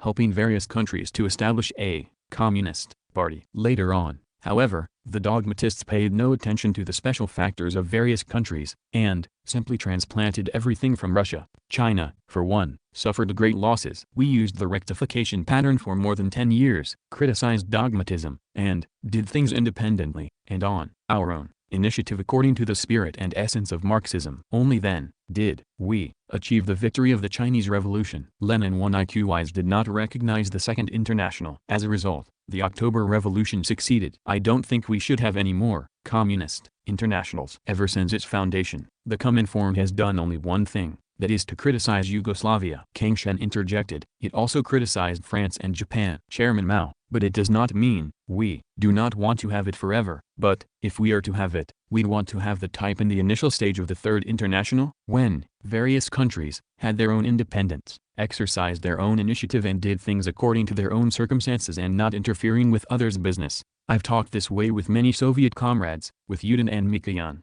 Mao Zedong summary of a talk with the representatives of press and publishing circles, 10 March 1957, in the secret speeches of Chairman Mao from the 100 Flowers to the Great Leap Forward, ed. Roderick McFarquhar, Timothy Cheek and Eugene Wu. Harvard, 1989, p. 255-256. Mao and Trotsky agree that Stalin sabotaged the 1927 revolution. See Mao Zedong on New Democracy. Comrade Martens states that Mao first correctly applied revolutionary strategy in colonial-type countries. For Mao, this strategy involved a new democracy. Mao coined this term during the Sino-Japanese War before the Second World War. The CCP formed a united front with all forces claiming to be anti-Japanese. To assist this, Mao was made the single leader. During the anti-Japanese United Front, latent tensions between factions of the Chinese Communist Party, CCP, were submerged. All factions agreed that one leader was necessary. Liu Shaoqi, or Liu Shaoqi, then an ally of Mao's, expressed the CP line in an interview with Anna Louise Strong. This was intended to popularize the CCP in the West. Here Liu Shaoqi repeats Mao's view that Mao sinified Marxism. Mao Zedong's great accomplishment has been to change Marxism from a European to an Asiatic form. Marx and Lenin were Europeans. They wrote in European languages about European histories and problems, seldom discussing Asia or China. The basic principles of Marxism are undoubtedly adaptable to all countries, but to apply their general truth to concrete revolutionary practices in China is a difficult task. Mao Zedong is Chinese. He analyzes Chinese problems and guides the Chinese people in their struggles to victory. He uses Marxist-Leninist principles to explain Chinese history and the practical problems of China. He is the first that has succeeded in doing so. Not only has he applied Marxist methods to solve the problems of 50 million people, but he has popularized Marxism among the Chinese people as a weapon for them to use on every kind of problem: the nation, the peasants, strategy, the construction of the party, literature and culture, military affairs, finance and economy, method of work, philosophy. Mao has not only applied Marxism to new conditions, but has given it a new development. He has created a Chinese or Asiatic form of Marxism.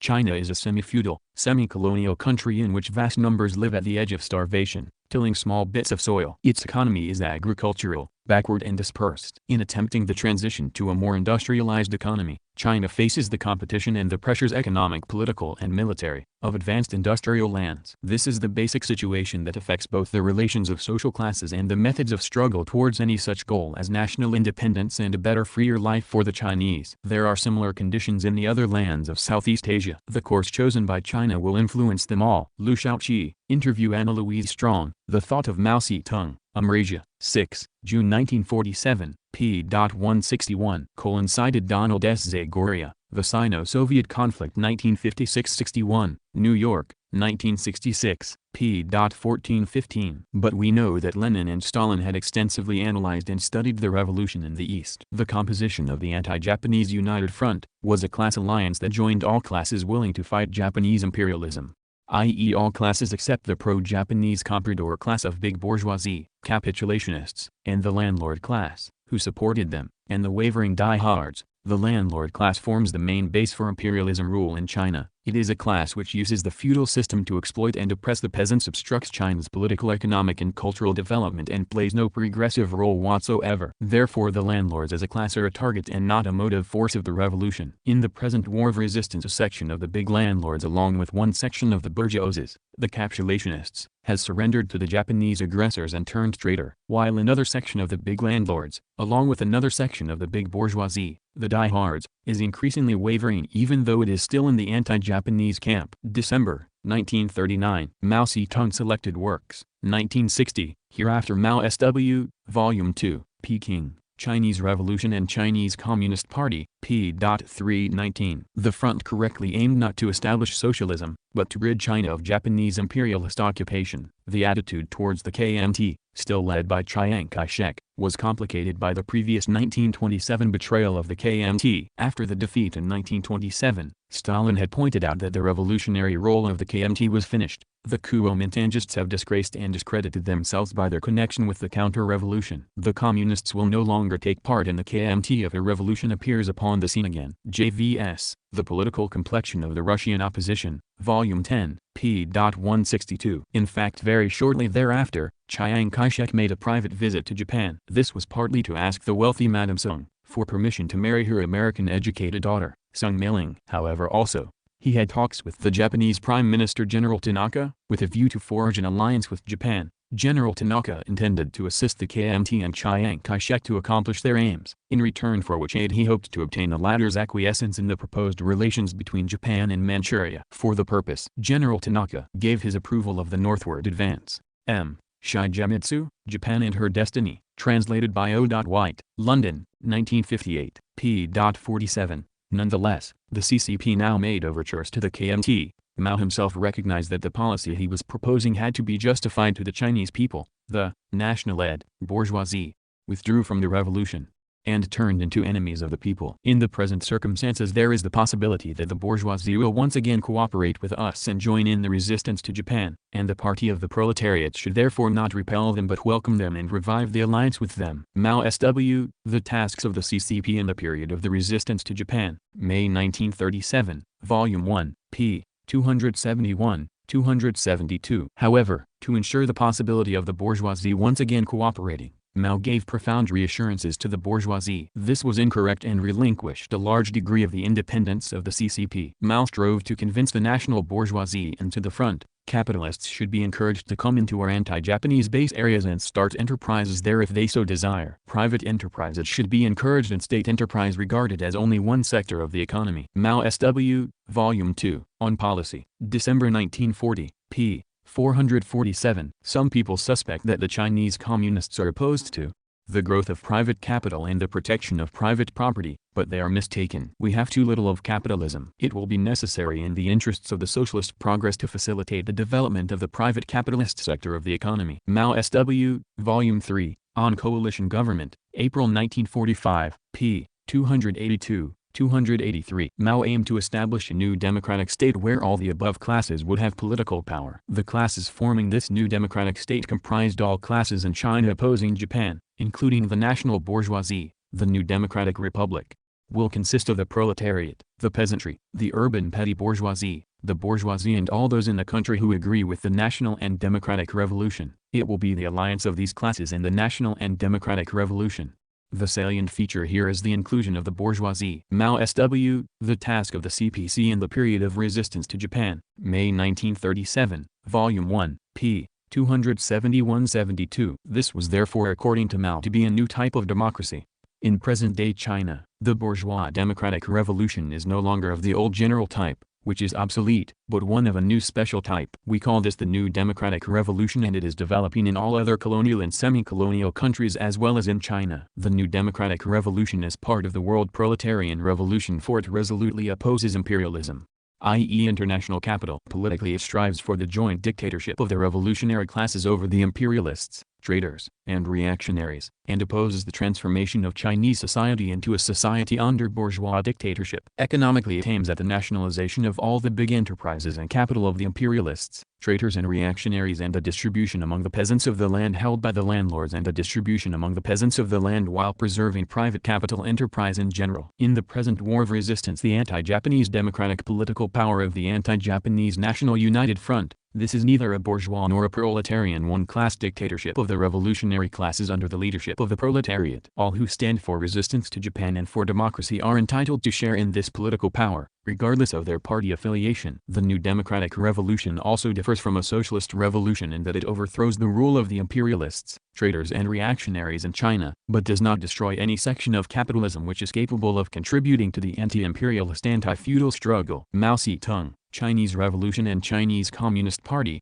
Ibid, Volume 2, p. 326-7. According to Mao, new democracy was transitional. The Chinese Democratic Republic which we desire to establish now must be a democratic republic under the joint dictatorship of anti-imperialist and anti-feudal people held by the proletariat. That is a new democratic republic. This new democratic republic will be different from the old European American form of democratic dictatorship, which is the old democratic form and already out of date. On the other hand, it will also be different from the socialist republics of the Soviet type under the dictatorship of the proletariat, which is already flourishing in the USSR and which moreover will undoubtedly become the dominant form in all the industrially advanced countries. However, for a certain historical period, this form is not suitable for the revolutions in the colonial and semi-colonial countries, namely the new democratic republic. This form suits a certain historical period and is therefore transitional. It is a form which is necessary and cannot be dispensed with. January 1940.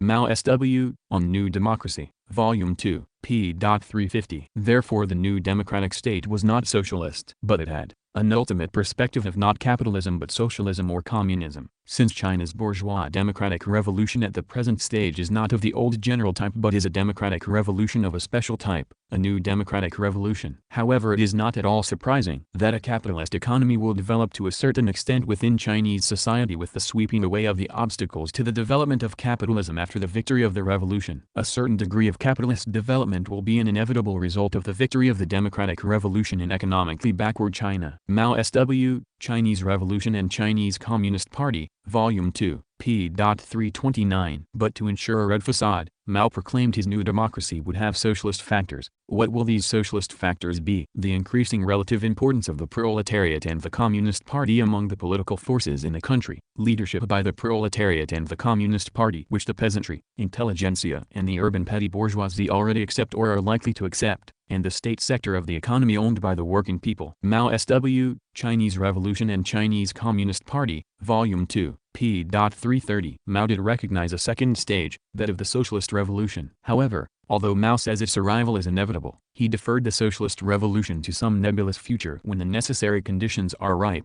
The Chinese revolutionary movement led by the CCP embraces the two stages, i.e., the democratic and the socialist revolutions, which are essentially different revolutionary processes, and that the second process can be carried through only after the first had been completed. The democratic revolution is the necessary preparation of the socialist revolution, and the socialist revolution is the inevitable sequel to the democratic revolution.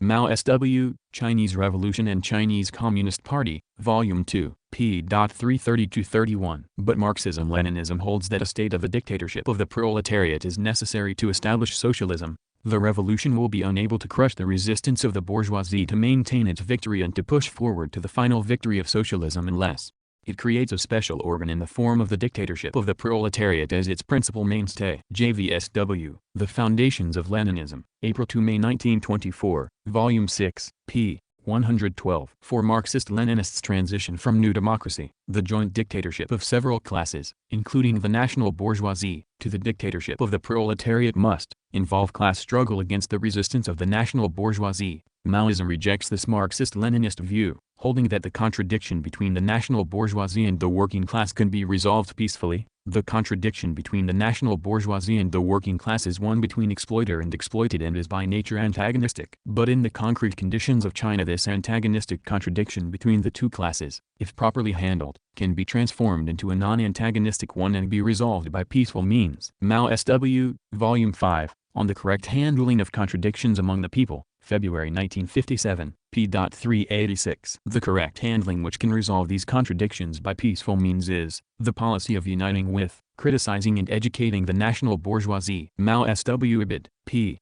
286. Mao defines this as a policy of the ideological remolding. Mao S.W. Ibid, p. 403, of the national bourgeoisie. This is the same theory of the Soviet revisionist Nikolai Bukharin of the capitalists growing peacefully into socialism. According to Bukharin's theory of the capitalists' peaceful growth into socialism, the irreconcilable antagonism of he class interests between the exploiters and the exploited disappears. The exploiters grow into socialism. But there have been no cases in history where dying classes have voluntarily departed from the scene.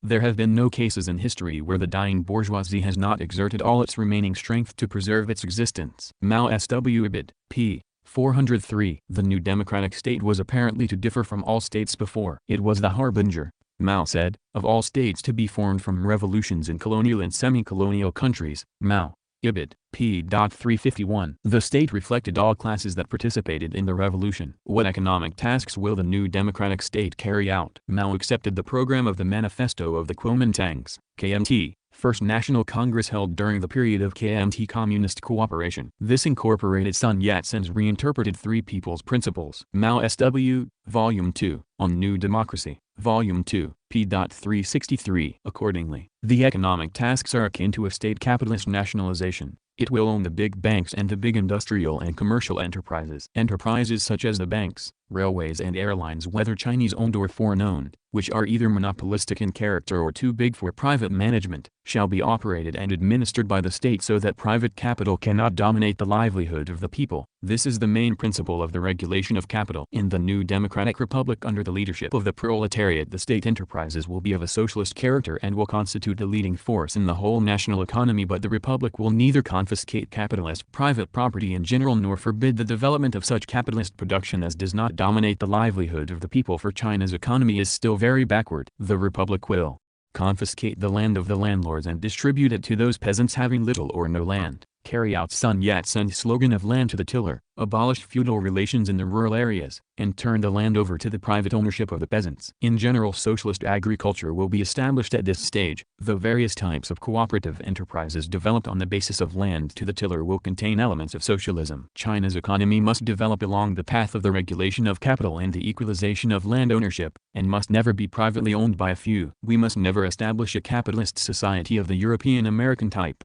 Mao S.W., Volume 2, On New Democracy, Volume 2, p. 353. Mao reassured the bourgeoisie that the CCP will never push aside anyone who is revolutionary. We shall persevere in the united front and practice long-term cooperation with all those classes, strata, political parties and groups, and individuals willing to fight Japan to the end. The Three People's Principles of Nationalism, Democracy and the People's Livelihood as reinterpreted by Sun Yat-sen in 1924 are basically similar to the communist political program for the stage of the democratic revolution in China. Mao S.W., On New Democracy, Volume 2, p. 357-8, 362. He brands the left phrasemongerers, saying they call for one-stage revolution. There is no talk, as there is with Lenin, of moving into the second stage as the bourgeoisie start to desert the first phase of the revolution. See below. Mao understood Marxism-Leninism, but Mao rejected it. Mao obscures how long it takes to reach socialism, and then communism. Since this time scale is not defined scientifically by Mao, they varied according to the short-term political convenience of the moment. This is shown by his varying use of time required to achieve socialism and communism, as below. When speaking in 1955, according to Mao, socialism is assured in 1955. By the end of 1955 the victory of socialism will be practically assured. Socialist upsurge in China's countryside, p. 159-60, cited by Roderick McFarquhar, Origins of the Cultural Revolution, Volume 1, Contradictions Among the People 1956-57, Oxford, 1974, p. 268 Volume 1, p. 15. But by 1957 Mao asks whether socialism will ever be achieved. The class struggle between the proletariat and the bourgeoisie, the class struggle between various political forces, and the class struggle in the ideological field between the proletariat and the bourgeoisie will still be long and devious and at times may become very acute. In this respect the question whether socialism or capitalism will win is still not really settled. Mao from Communist China, 1955-9, Policy Documents with Analysis, Harvard, 1962, p. 288 cited McFarquhar, Volume 1, Ibid, p. 160. Suddenly by 1958, communism is 10 years away. This astonishing utopian assertion comes with the so-called Great Leap Forward. With the sharpening of struggle between factions within the CCP, Mao declares that, our comrades must be made to understand the theories of Marx, Engels, Lenin and Stalin on the relations of production consist of the interrelationships among three elements, the system of ownership, the interrelationship among the people, and distribution. I don't think that economic theory has clarified this properly. The Soviet Union, too, has failed to resolve this matter since the October Revolution. The interrelationship among the people when laboring is the important element in the relations of property. To stress relations of production and not stress human interrelationships is impossible. Equality among people will not automatically emerge following the transformation of ownership. If China fails to solve the relationship between people, the Great Leap Forward will be impossible. We should consider the question of eliminating the wage system and restoring the supply system. The army of the past had no salaries, no Sundays off, no 8-hour work system. Superiors and subordinates were as one. The army had become one with the people, and thus we were able to mobilize tens of thousands of people. This communist spirit is very good. If human beings live only to eat, isn't that like dogs eating shit? What meaning is there to life if you don't help others a bit, or don't practice a bit of communism? If the wage system is eliminated, there will be 1. Food to eat, nobody will die. 2. Physical health. We should put into practice some of the ideals of utopian socialism. The life of Protestant Puritans was very hard. Shakyamuni, who created Buddhism, was also a product of an oppressed people. The people's communes contain the sprout of communism. When products are plentiful we will implement communist distribution of grain, cotton and edible oils. The workers beat drums and gong and don't ask for piece rate wages. All of these are the sprouts of communism and they destroy the system of bourgeois right. Probably in about 10 years our productions will be very bountiful and the people's morality will be very noble. Then we can practice communism in eating, clothing and housing. Eating without pain in pubic mess halls is communism. In the secret speeches of Chairman Mao, From the 100 Flowers to the Great Leap Forward, ed. Roderick McFarquhar, Timothy Cheek and Eugene Wu. Harvard, 1989, p. 413. 414:418:419. The great helmsman Mao disparaged Marxist-Leninists on communism. I would like to ask that the book, Marx, Engels, Lenin and Stalin on Communism, Stalin didn't do very well, be printed in every province and widely distributed. It's very enlightening, although there are still some inadequacies because of the limitations imposed by conditions in the author's times. They had little experience, so naturally their views are vague and inexplicit. Don't think the ancestors all fart fragrantly and fart no foul farts. The Soviet Union has had 41 years of experience. We've had 31 years. We should break free of superstition. Secret Speeches of Chairman Mao. Ibid, p. 441. Criticizing USSR, Mao counterposed a utopian approach in China. The Soviet Union practices the use of high rewards and heavy punishments, emphasizing only material incentives. We now practice socialism and have the sprouts of communism. Schools, factories and neighborhoods can establish people's communes. In a few years big communes will be organized to include everyone. Too great a reliance on material rewards with high rewards and heavy punishments won't do. We won't hand out medals from now on. Officers should go down to the ranks to be ordinary soldiers. Secret Speeches of Chairman Mao. Ibid, p. 410. p. 408. Is this consistent with Marx, Engels, Lenin and Stalin? Is this Marxism-Leninism? No. Mao was not a Marxist-Leninist. D.C.P.C., the Kuomintang and the Americans, Second World War and Civil War. The Japanese had long coveted China and had engineered various provocations in Manchuria. Finally Japan invaded China in 1931. The KMT did initially resist. Chiang Kai-shek sabotaged the anti-Japanese struggle, despite the masses who wished to counterattack the Japanese invaders. In September 1931 Chiang Kai-shek was going all out to conduct the campaign of encirclement and suppression against the Red Army. the Japanese militarists stepped up their war of aggression against China. On September 18 the Japanese invaders launched an attack against northeastern China. But the Chiang Kai-shek government in Nanjing went so far as to issue a no-clash order, prohibiting the Northeastern Army, led by General Zhang Zuiliang, from putting up resistance. As a result, the hundreds of thousands of troops of the Northeastern Army retreated to areas south of the Shanhaiguan Pass without firing a single shot. After occupying northeastern China without fighting a battle in January 1932,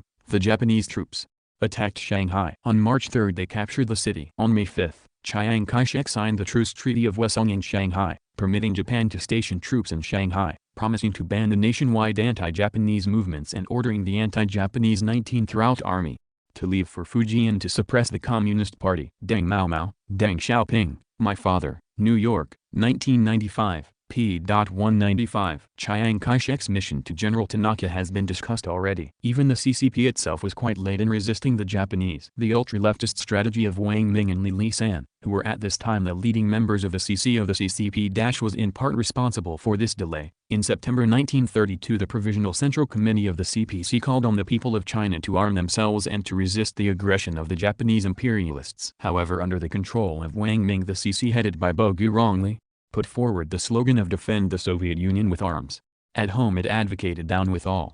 It held that the conditions had been ripe for seizing key cities and waging general strike. Because of these erroneous propositions and slogans, the party lost the opportunity to maintain close contact with the anti-Japanese masses. On the other hand, Chiang Kai-shek took the opportunity to suppress large numbers of party members. They were arrested and killed. Deng Mao, Deng Xiaoping, My Father, New York, 1995. p. 196. Meanwhile, the Japanese made rapid territorial gains and established a puppet government supported by Chiang Kai-shek. Meanwhile, Chiang Kai-shek attacked, instead of the Japanese, the CCP. When the Japanese created the Mokden incident of September 1931, they created a pretext to invade, from Korea into South Manchuria. The Japanese used the ex-emperor Puyi as a puppet. In 1932 the Japanese established the Manchukuo puppet state under Japanese control. Chiang Kai-shek, in spite of the strong opposition of Chinese to the Japanese aggression, launched the fourth campaign against the Red Army. The Red Army, led by Zhuenlai and Zhu Dewan. Deng Mao, Deng Xiaoping,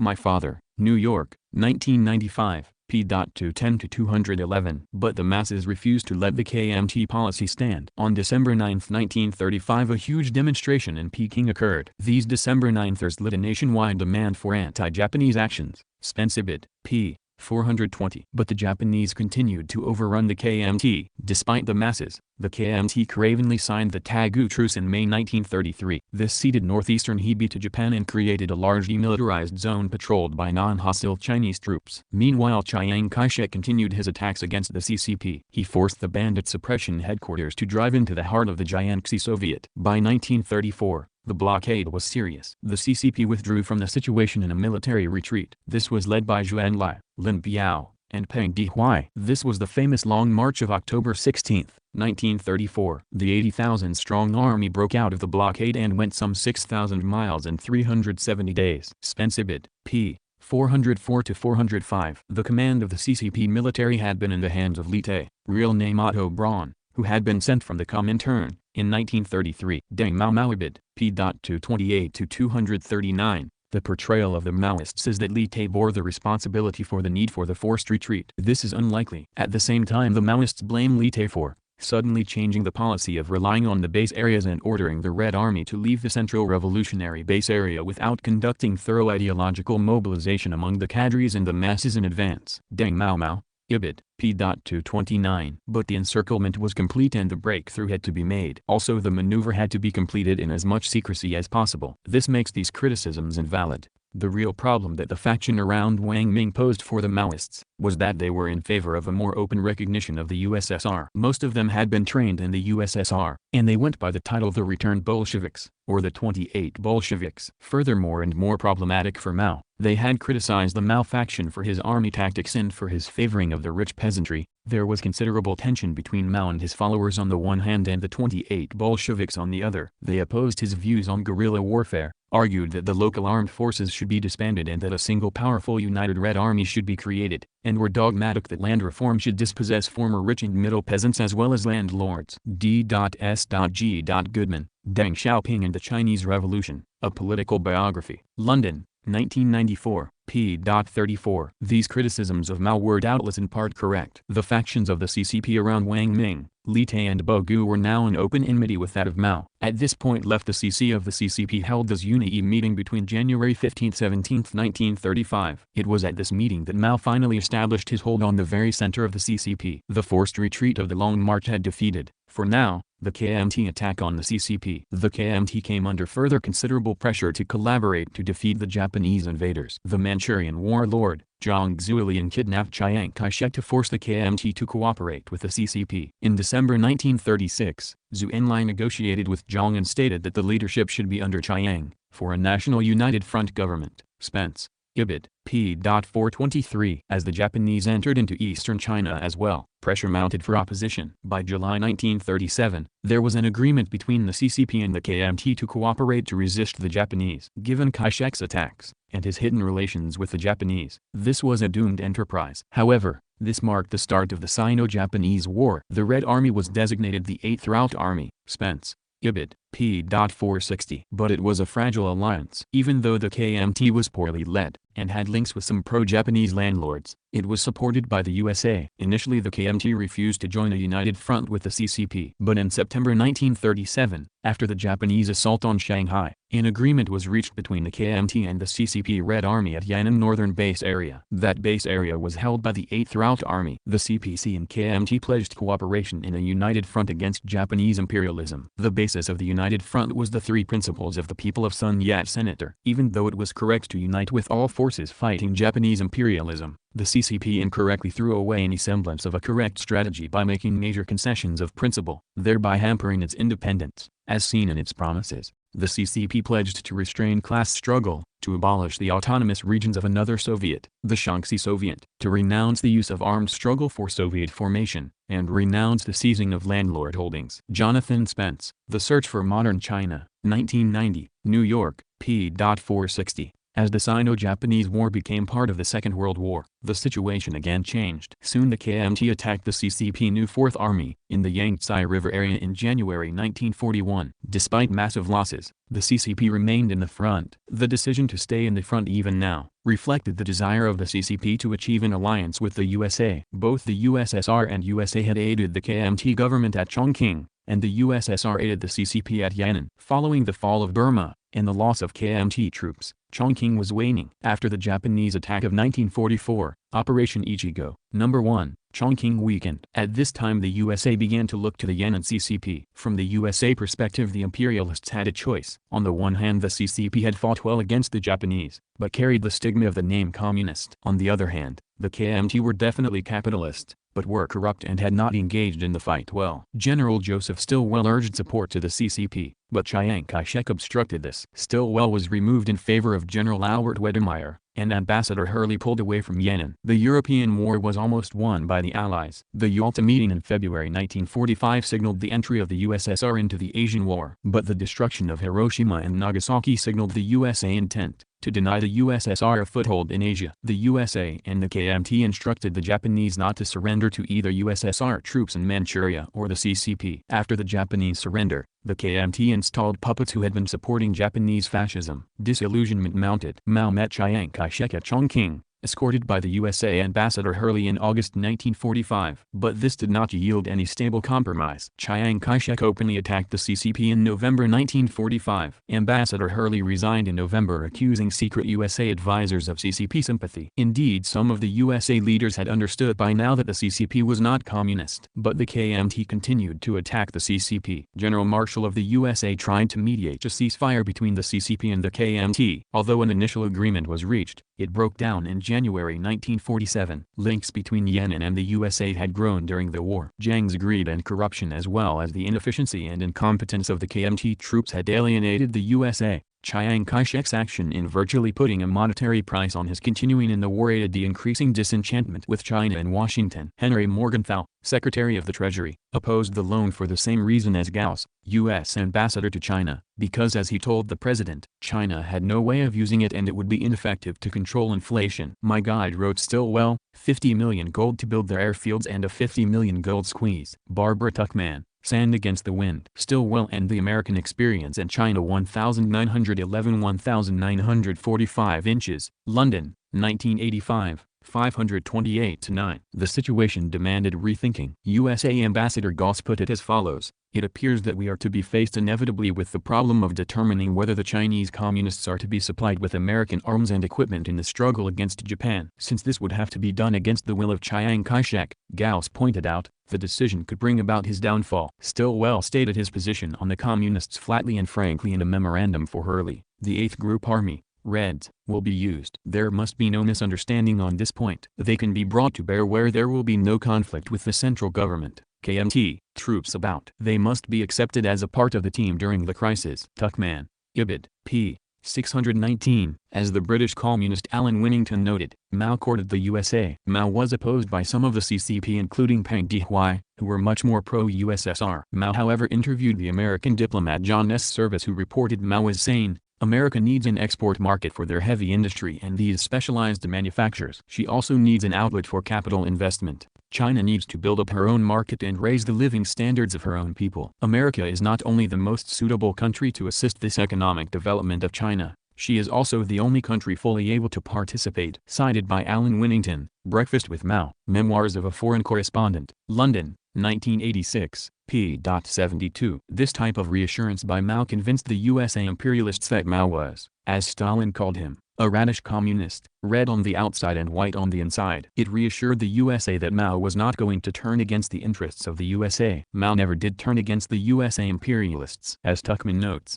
few believed the Chinese communists were real communists. President Roosevelt, in a letter to Captain Carlson, military observer's mission, said, "I am hoping and praying for a real working out of the situation with the so-called communists." Tuckman, Ibid, p. 621. Stalin certainly agreed that the CCP was not communist. Stalin often said that the Russian and Chinese revolutions were two different matters. M.S. Kopyets, a China specialist, Soviet Ministry Foreign Affairs 1940 onwards. Cited in Sergei N. Goncharov, John W. Lewis, Zhu Laitai, Stalin, Mao and the Korean War, Uncertain Partners, Stanford, 1993.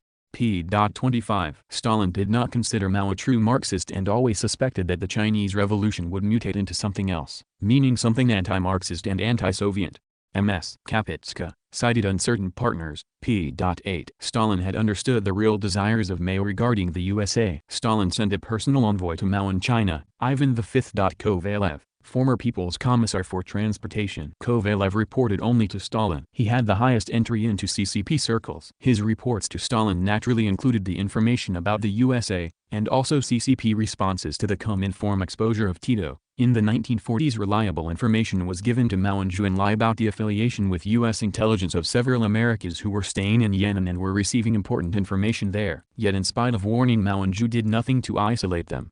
Cited Uncertain Partners, p. 303. Stalin directly inquired about the Chinese position on the Yugoslav issue. Kovalev replied to Stalin. In 1947, Mao had sent two top lieutenants, Ludinii and Lunini, to Yugoslavia, and Kovalev inferred from this that Mao wanted to understand how Yugoslavia, which had declared itself to be a socialist country, might find a way, under the conditions of severe struggle between the camps of socialism and imperialism, to establish friendly relations with the imperialist countries, the USA and England. Kovalev cited Uncertain Partners, Ibid, p. 33. The CCP was running with the fox and hunting with the hare, as an English phrase goes. Which one would give the most? The USSR or the USA? Principles be damned. Mao's tactics were indeed reminiscent of the Titoites. In an obvious attempt to force the pace of USA recognition, as early as 1946, Zhou Enlai warned the special U.S. envoy, General George C. Marshall, Chief of Staff of Army, that, "We will certainly lean to one side. However, the extent of our leaning to the Soviet side depends on your policy to us." Cited Uncertain Partners,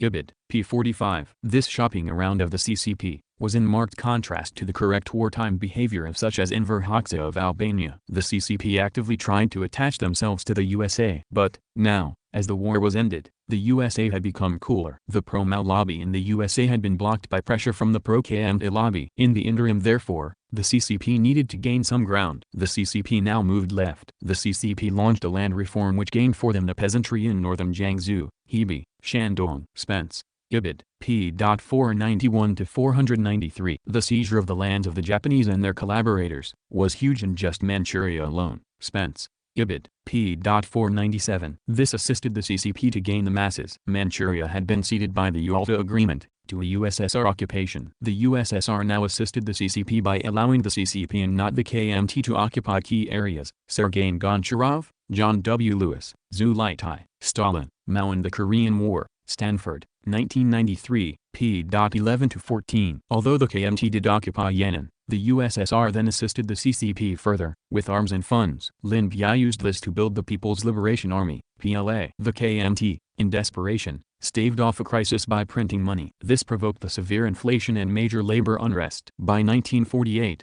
the CCP and PLA launched a conventional frontal war on the KMT. Chiang Kai-shek retreated to the island of Taiwan, recalling the retreat of the southern Ming court from the Manchu invasions 500 years earlier. On October 1, 1949, the People's Republic of China, PRC, was instituted in Peking by Mao Zedong. By 1954 a constitution was enacted by a newly elected National People's Congress, NPC. The NPC put the first five-year plan. 3.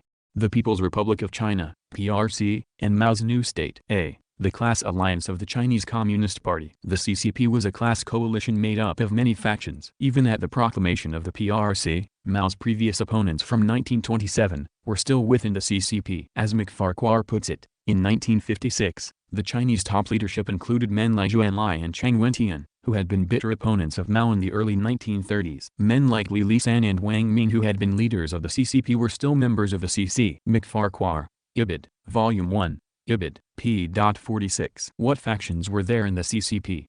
There were no Marxist-Leninists left in the CC of CCP. McFarquhar notes that the one person that Mao purged early after the PRC was established was Gao Gang. McFarquhar, Ibid, Volume 1, Ibid, p. 46. Gao Gang's removal in 1953 eliminated one of the few potential remaining Marxist-Leninists. Stalin had tried previously to protect Gang from Mao. See Uncertain Partners p. 68-69. Mao purged him after Gang's attack upon Bo Yibo, Minister of Finance. Bo Yibo was supported by Mao in being soft on capitalists. In the tax reforms proposed at the National Conference on Financial and Economic Work in 1953, since the beginning of 1953 Bo Yibo's tax reform proposals had created a furor in the leadership. They were soft on former capitalists and the private sector, but also they would alter the balance of fiscal advantage away from the state sector back to the private sector, and force the former to compete more directly with the latter. Gao's comments on Bo were trenchant. Bo's defense came from Mao. D.S.G. Goodman, Deng Xiaoping and the Chinese Revolution. A Political Biography. London, 1994, p. 52. 2. The faction of the pro-Soviet Russian forces, Peng Dehuai and Chen Yun, represented the small section of the CCP who still had allegiance to the USSR. But because by this stage the USSR had fallen into revisionism under Khrushchev,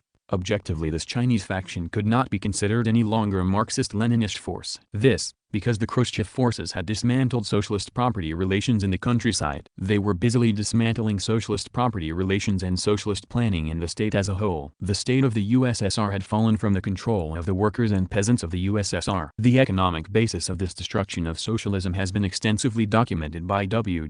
B. Bland in The Restoration of Capitalism in the Soviet Union, originally printed 1980, reprinted Aliiance No. 14, February 1995, North America. This force objectively represented pro-USSR compradors. The removal of Peng Dehuai eliminated a major pro-Soviet force in the CCP leadership. 3. The national capitalist class. The question is often asked as to which faction Liu Shaoqi belonged. Liu Shaoqi was not a Marxist-Leninist. For instance, although during the Civil War, the land reform helped to establish CCP power, after the destruction of the old Kuomintang, KMT, power structure, land reform enabled the CCP to extend its power to villages throughout the land. The thought reform and 5 anti-campaigns established CCP dominance over the urban intelligentsia and bourgeoisie by the end of 1952. McFarquhar Origins of the Cultural Revolution, Volume 1, Ibid, p. 16. Liu Shaoqi was critical even of this. At the 16-24 November CC conference in 1953, Liu Shaoqi could only say, "Our present desire to change 2 forms of ownership and abolish 2 forms of private ownership, the transformation of the system of private ownership by small producers, that is, individual ownership by peasants, into the system of collective ownership, and the capitalist system of ownership into the state system of ownership by the whole people, had brought disquietude and unrest to all the people excepting the working class in the whole country." McFarquhar Origins of the Cultural Revolution, Volume 1, Ibid, p. 21. This is hardly the stance of a Marxist-Leninist. Liu represented the national capitalist class who promoted indigenous industry. As seen, Mao also represented an approach initially favorable to national capitalists. However, Mao leaned to the USA. He did not choose to lean to the USSR. Mao obstructed the moves to expropriate USA-based foreign capital. Both the Liu Shaoqi section and the Peng Dehuai section of the CCP were fiercely attacked by Mao and Lin Biao. As seen, Mao had previously been in favor of the USA over the USSR in the Second World War as allies. Objectively then, Mao was a pro-USA force within the international communist movement. Deng Xiaoping was a close ally of Mao in the struggles of Mao and Deng in 1933 against the 28 Bolsheviks. In 1933, Deng found himself in opposition to the CCP leadership on almost all counts. In particular, he argued that it was necessary to pursue a lenient policy towards the relatively prosperous peasant, both to ensure that the CCP had sufficient support to ensure that it could implement land reform, and because as a guerrilla force the CCP required a sound economic base for its own sustenance. The CCP leadership attacked Mao and Deng. Goodman Ibid, p. 34-5. But increasingly after the Great Leap Forward, Deng came to represent that section of the national capitalist class, who rejected compromising to a large extent with the USA. Zhou Enlai similarly played a shifting role, at times supporting the Liu faction, e.g. being against Mao's attacks on planning, but at critical moments he sided with the Mao faction. The CCP was a complex class alliance. As events unfolded, it became clear that it was dominated by uncompromising political representatives of national capitalist and some national bourgeoisie who were prepared to compromise with USA capital. The capitalist class had its own representatives within the CCP, but in addition they had separate democratic political parties. The CCP consolidates the capitalist classes. If Mao was a Marxist-Leninist, the PRC would have gone now into the second stage, towards socialism. But Mao built new democracy as he had promised, with the capitalist class. In the countryside, Mao and Liu Shaoqi and Zhou Enlai all wished to collectivize. This was acceptable to the CCP for some very pragmatic reasons. Fiercely, because of the imperative of the need to obtain control of crop surpluses which were vital to the industrialization program as payment for machinery imports, as raw materials for light industry, and as food for the growing numbers of urban workers. Mikfarquhar Origins of the Cultural Revolution, Volume 1, Ibid, p. 17. Secondly, both sectors of the party had no need to placate landlordism. In fact, the CCP had already dealt with landlords in the anti-Japanese United Front. The veneer of collectivization helped to deflect the resentment of the impoverished peasantry.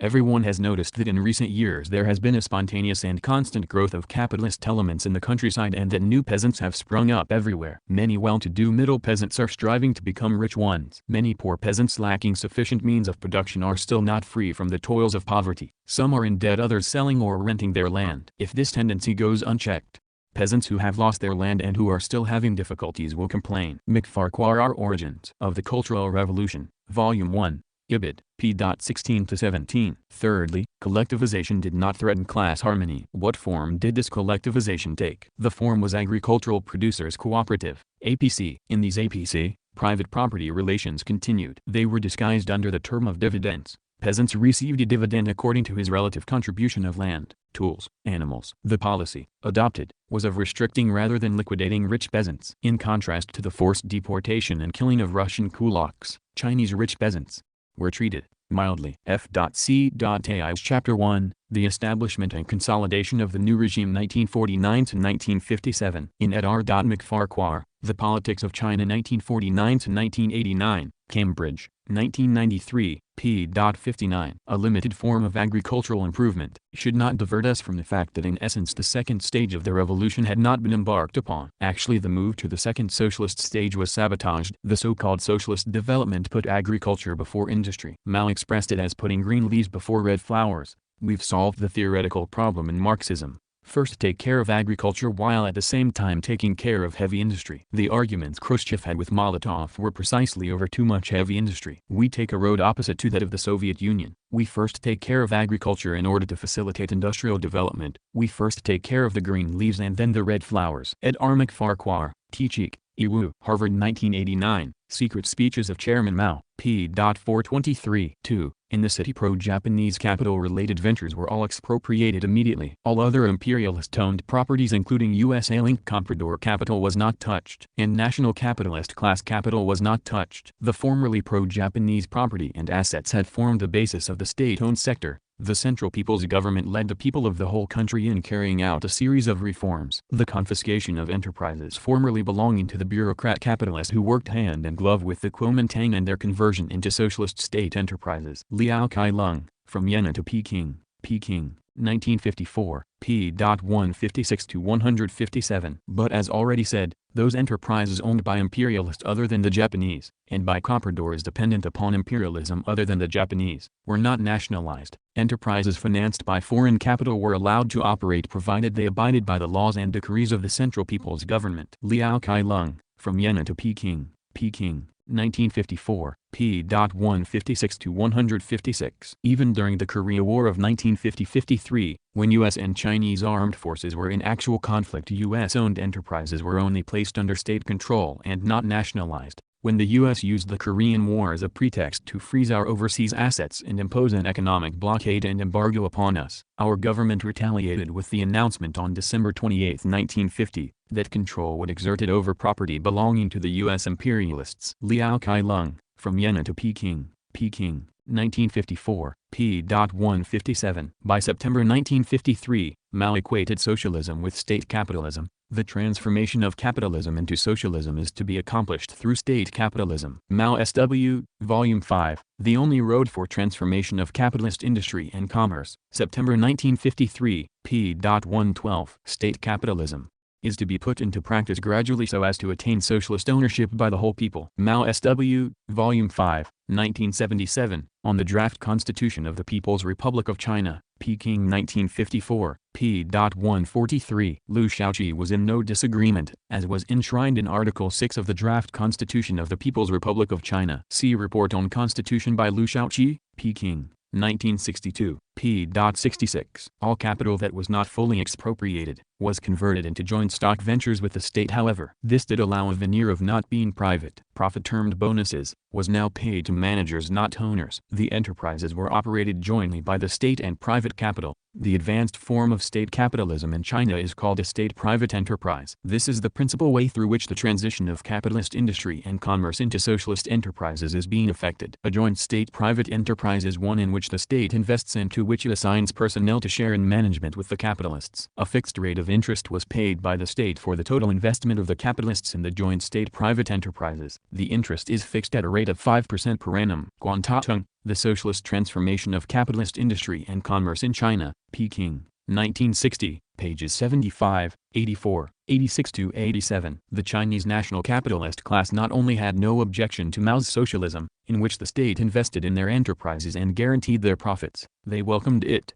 Why were there increasing numbers of capitalists who petitioned of their own free will to have their enterprises change over to joint state-private operation? The statistics of 64 factories in various parts of China which had gone over to joint operation earlier than others revealed that their profits were increasing. Taking their profit in 1950 as 100, it was 306 in 1953. The capitalists paraded with cymbal and drum, while sending in their petitions for the changeover of their enterprise. Guantatung, Ibid, pp. 78-79, 84. By 1954 Mao was claiming that socialism already exists in our country today. Mao S.W., On the Draft Constitution of the PRC, Ibid, p. 394. Socialist relations of production have been established. Mao S.W., The Correct Handling of Contradictions Among the People, February 1957, Volume 5, p. 394. Yet even by 1957, Mao was still drumming up business. In December 1957, Mao visited Shanghai where Major Chun Yi arranged for him to meet 80 cities' leading businessmen. Mao began by praising the great contribution the national capitalist friends had made in the past. Now I have come from Peking to seek our advice, he went on. Many businessmen, he said, had been requesting that the socialist transformation of private enterprise should be hastened, lest the national bourgeoisie lag behind in the progress towards socialism.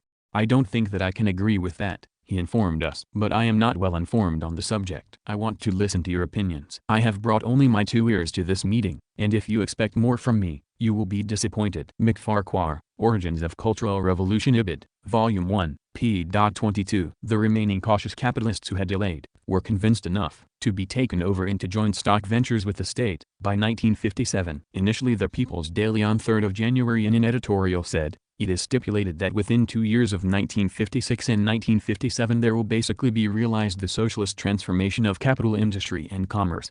McFarquhar, Origins of Cultural Revolution, Ibid, Volume 1, p.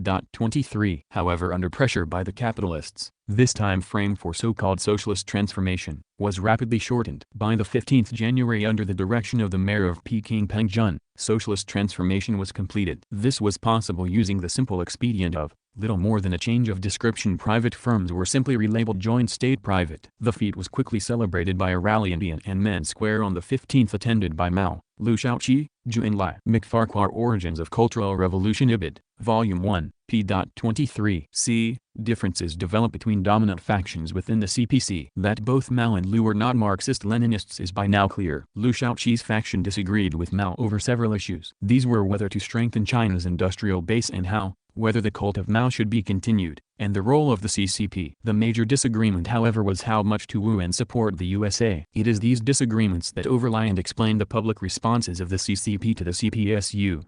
The cult of personality of Mao Zedong. During the class alliance forged during the anti-Japanese war, the cult of Mao was useful to all factions of the CCP. But even then, the extent of the cult was a problem for some factions. Even in 1942, Liu Shaoqi had apparently disapproved of Mao's assumption of the title chairman and remarked to some colleagues, "What is a chairman? I have never heard people in the Soviet Union calling Lenin Chairman Lenin." Liu also asserted that the Stalin of China has not yet appeared.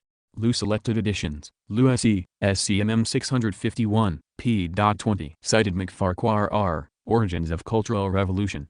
Ibid, p. 7. Liu accepted Mao as a leader, as it made sense during a war to have one leader. But he resisted the cult erected by Mao, even after Liu Shaoqi began eulogizing Mao as leader and theoretician, possibly in return for being made number 2 in the party. He did not put Mao on a pedestal. In 1947, Liu told a conference, "There is no perfect leader in the world." This was true of the past as it is of the present, in China and in other countries. If there is now, he only pretends to be such, just like inserting an onion in a pig's nose to make it look like an elephant. Liu Selected Editions, cited McFarquhar R., Origins of Cultural Revolution Volume 1, p. 7. After the PRC was established, the struggle between the factions naturally focused on the cult of Mao. In 1953, the Constitution of the Young Communist League removed its references to Mao Zedong thought. Goodman, Ibid, p. 55. As the struggle between the Mao and the Liu faction intensified, during the Great Leap Forward, Liu Shaoqi warned against the attribution of everything to Mao's works and also ordered that the phrase "the thought of Mao Zedong" should not be used in propaganda abroad. Peng Chen adopted a similarly deflationary attitude when enthusiasts in his local party hailed Mao as the greatest Marxist-Leninist theorist of the age and the teacher of world revolution, and he suggested that after Marx and Lenin there was no need for further discussion of political economy and the theory of imperialism. Liu Tingyi explained why Mao's thought could not be said to surpass Marxism-Leninism. Roderick McFarquhar,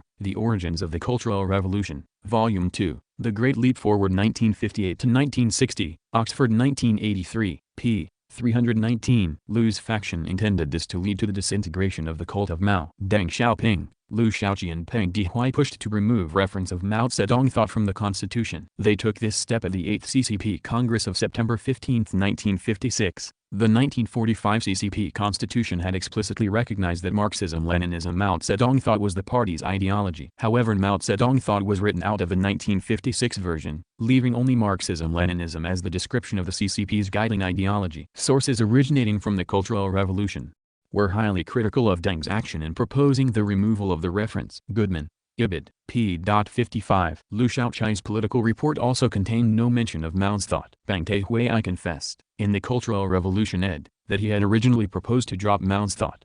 The crucial section of Liu's report was written by Peng Chen. McFarquhar, Ibid, Volume 1, p. 100. Mao then professed that he was retiring to the Second Front, but doubtless his resignation from the head of state was forced from him by the national capitalist class. Liu Shaoqi became the acknowledged head of state, but as a compromise the handover was due to start in 1959. As a further compromise, Mao was to be made an honorary chairman of the Central Committee. It was at this 8th Congress also that Deng Xiaoping was to switch sides from supporting Mao to supporting Liu. He was now placed on the newly created 6-man Politburo Standing Committee, and given the title of General Secretary. 2. Mao's attacks on the party. To defend his position, Mao would attack the authority of the party itself, the CCP. Liu's opposition to Mao would now take the form of a defense of the CCP. The first indication of this was to be the campaign launched by Mao in April 1956 called, "Let 100 Flowers Bloom," let 100 schools contend. On Mao's insistence, a total liberalism in the arts and ideology and press was promoted. This was meant to reassure the bourgeoisie that the new democratic state belonged to them also. The campaign targeted CCP official behavior. Initially the Liu Shaoqi faction was in favor of the campaign. In support of this line they asserted that the class struggle was dying down.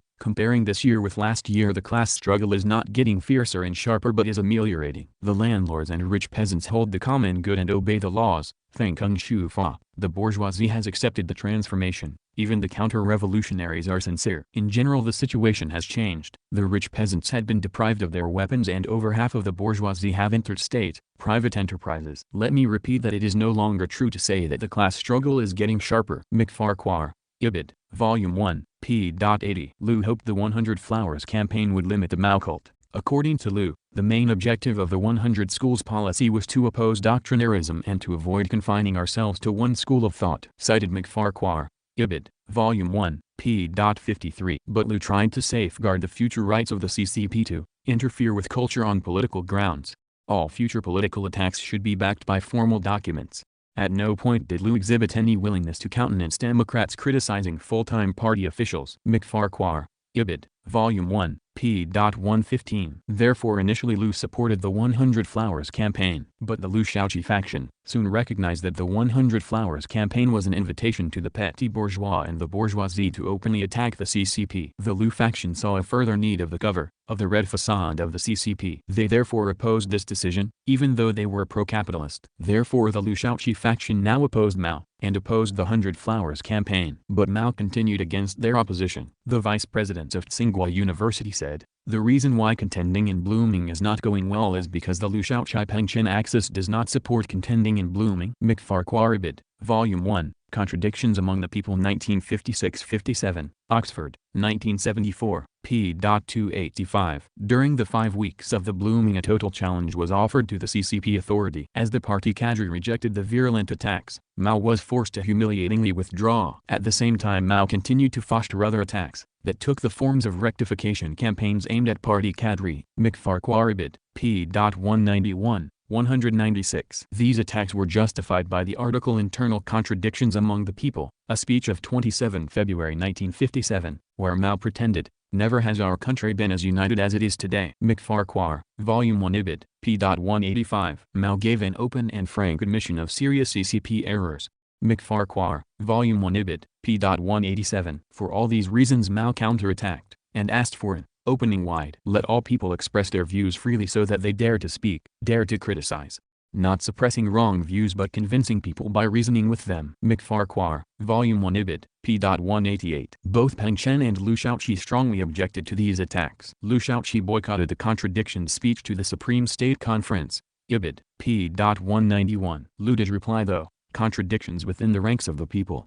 Some cadre held that the methods of rectification would prove more effective than more persuasive education. Some went further and suggested the dual measure of persuasion and force, that is to say, in addition to the formula unity criticism unity there should be added some pressure. McFarquhar, Volume 1 Ibid, p. 198. Later, during the Great Leap Forward, see below, a surreptitious attack on the party was launched by the elevation of the masses. Party cadre who resisted were labeled as right obstructionist. That also assisted the destruction of the influence of the party. But as the Liu faction gained control, it used the failure of the Great Leap Forward to oust Mao. However, Mao then turned to the army to attack the party. First he removed Peng Dehuai from control of the PLA. In his place he put Lin Biao, a loyal acolyte. Biao now pushed further the cult of Mao. It was at this time that the printing of the Little Red Book was established. But Peng Dehuai counterattacked. At the July 1957 Lushan CCP party conference, Peng Dehuai openly attacked Mao. The grounds for attack were the severe disruption of the economic and political life created by the Great Leap Forward. Peng charged that the myths of economic success were fabrications by party cadre who were forced to manufacture successes or be purged as right obstructionist. Nevertheless, Mao's vigorous defense and humiliation of Peng Dehuai succeeded as none of the national capitalists would support Peng Dehuai. There is evidence that Deng Xiaoping and Liu Shaoqi,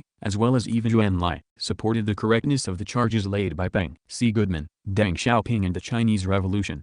Ibid, p. 61, The reason they did not support Peng's counterattack against Mao was that Peng Dehuai promoted further links with the USSR. In particular, Peng hoped to use USSR aid to further develop the PLA, and potentially to get atomic weaponry. The Liu Shaoqi faction saw that Peng objectively supported the now revisionist USSR. They therefore turned a blind eye to his fate. From now on, the PLA would be the instrument of the attacks of Mao on the CCP. It would be the weapon turned against the CCP during the so-called Great Cultural Proletarian Revolution. 3. Mao weakens industrial forces of China. The underlying economic differences between the factions became clear with the Great Leap Forward, launched from the Third Plenum of the 8th Central Committee in September 1957. By this time Mao had been forced to accept that he would be removed from the position of head of state, in favor of Liu Shaoqi from 1959. The counterstrike he chose was one of economic and huge political sabotage by the method of an adventurist and ultra-leftist step. Mao proposed a substitution of capital and investment by labor. This substituted for expertise and skilled labor, enthusiasm, better read than expert. Mao's slogan was, more better faster and more economical. It replaced planning with emphasis on decentralized and uncontrolled mass activity. This was exemplified in the backyard furnaces development. Here, in a crazy notion, furnaces to produce steel were set up in backyards and any scrap or teapot was used to produce steel. The resulting unusable steel was one side effect, but a more serious one was the misguided energy spent by the peasantry and workers in this fruitless enterprise. Crops lay waste and true productive work was neglected. Furthermore, Mao attacked the very notion of planning. Thus he attacked various components of the 5-year plan, especially those that touched on the promotion of heavy over light industry. This put him in a major conflict with Liu Shaoqi, whose allies were in control of the 5-year plans. McFarquhar,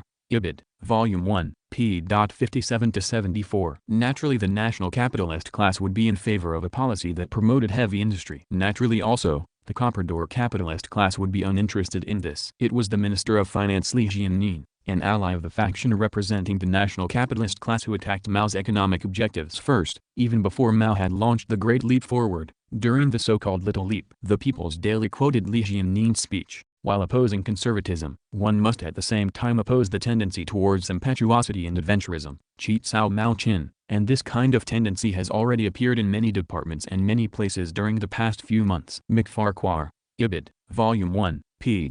8. The end results of the so-called Great Leap Forward were economic misery, starvation and great disillusion among the masses with the potential for progressive change of the CCP. The year 1960 was a truly appalling one for China. The leadership became entangled in the Great Leap and obsessed by the widening rift with the USSR. Agricultural output fell to about 3/4 of its 1958 level. There was widespread drought and famine, and during 1959 to 1961 China's population actually fell by 13.5 million. Looking back, Deng was to regard the period immediately after the Lushan plenum as the most difficult times. The disastrous economic aftermath of the Great Leap. Agricultural output continued to decline and food was in short supply. Industry, which relied on agriculture for either its raw materials or capital, also went into decline. Light industry fell by 10% in 1960 over the reported previous year's figures, 22% in 1961, and 8% in 1962. Heavy industry was even harder hit, dropping by 47% in 1961 over 1960 and 22% in 1962 over 1,961 inches.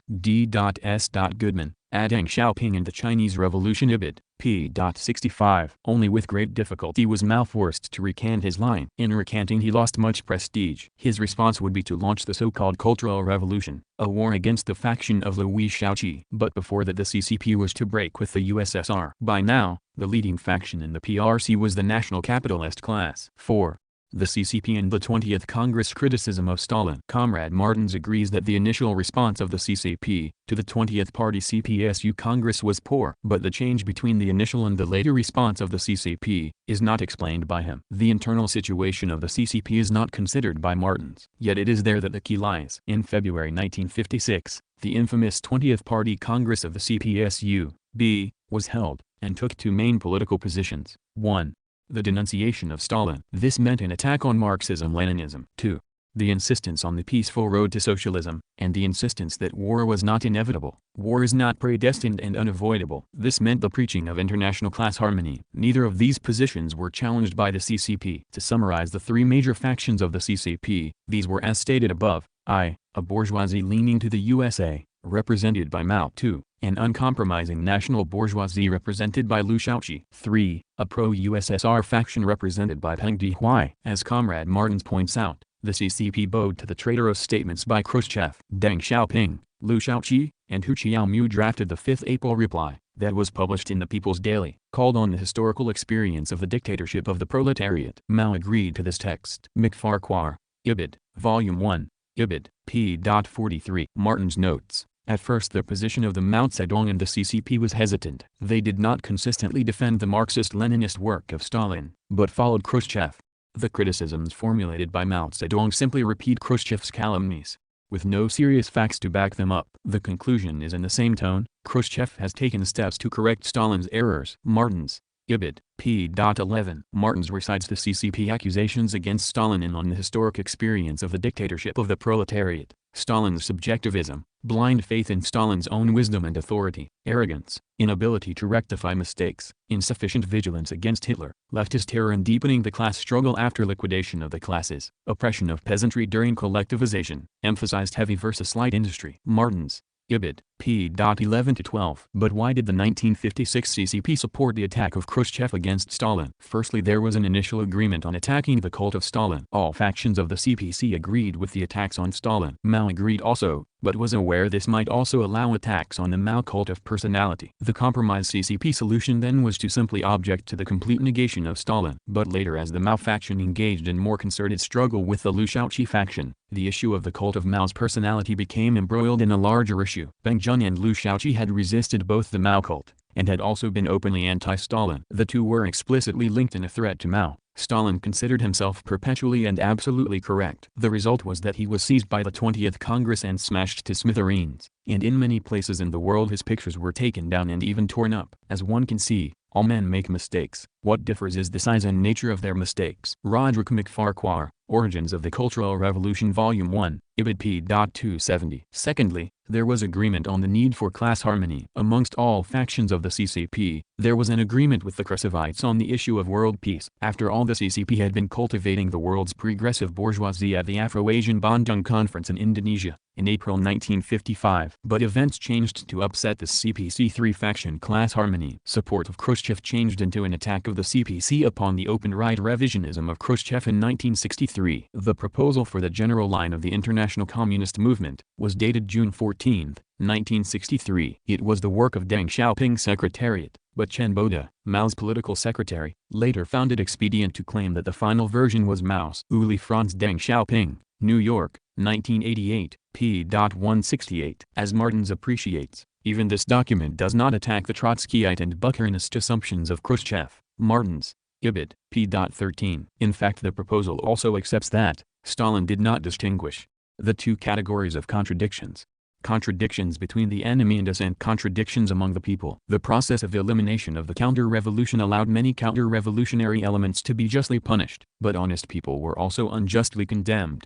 He made the mistake of enlarging the repression in 1937 and 1938. Cited, Martens, Ibid, p. 13. Clearly, even now, the CCP did not definitely want a rupture with the revisionist CPSU. Even in 1963, the Chinese proposed to Mikhail Saslava compromise, where they would supposedly return to the unity of Lenin's Communist International. But Saslav saw just one catch in Deng's proposal: the demand that the formula for apportioning delegations be determined by party strength and population. U. Franz, Ibid, p. 171. In fact, the CCP was vying with the CPSU to gain control of the international revisionist communist movement. Yet proposal of general line did signify a rupture with Soviet revisionism. Why did this now take place? A number of factors had changed fiercely. By 1963, the pro-USSR forces within the CPC multi-class alliance had been purged. Mao Zedong attacked Peng Dehuai after the Lushan Congress of 1959. Secondly, the historic role of the Party of Labour of Albania in attacking Khrushchev openly forced the hand of the CCP to the step of a proposal for the general line concerning the international communist movement. Thirdly, Mao recognized that the attack on Stalin's cult justified an attack on him. This has been discussed above, but a side effect of this was to diminish the authority of the CCP. Thus, paradoxically, the pro-Lu national capitalist class was forced to concede that they had to resurrect the cult of Mao to some extent. They needed this in order to build up the country after the recent economic disasters of the Great Leap. Fourthly, and related to this,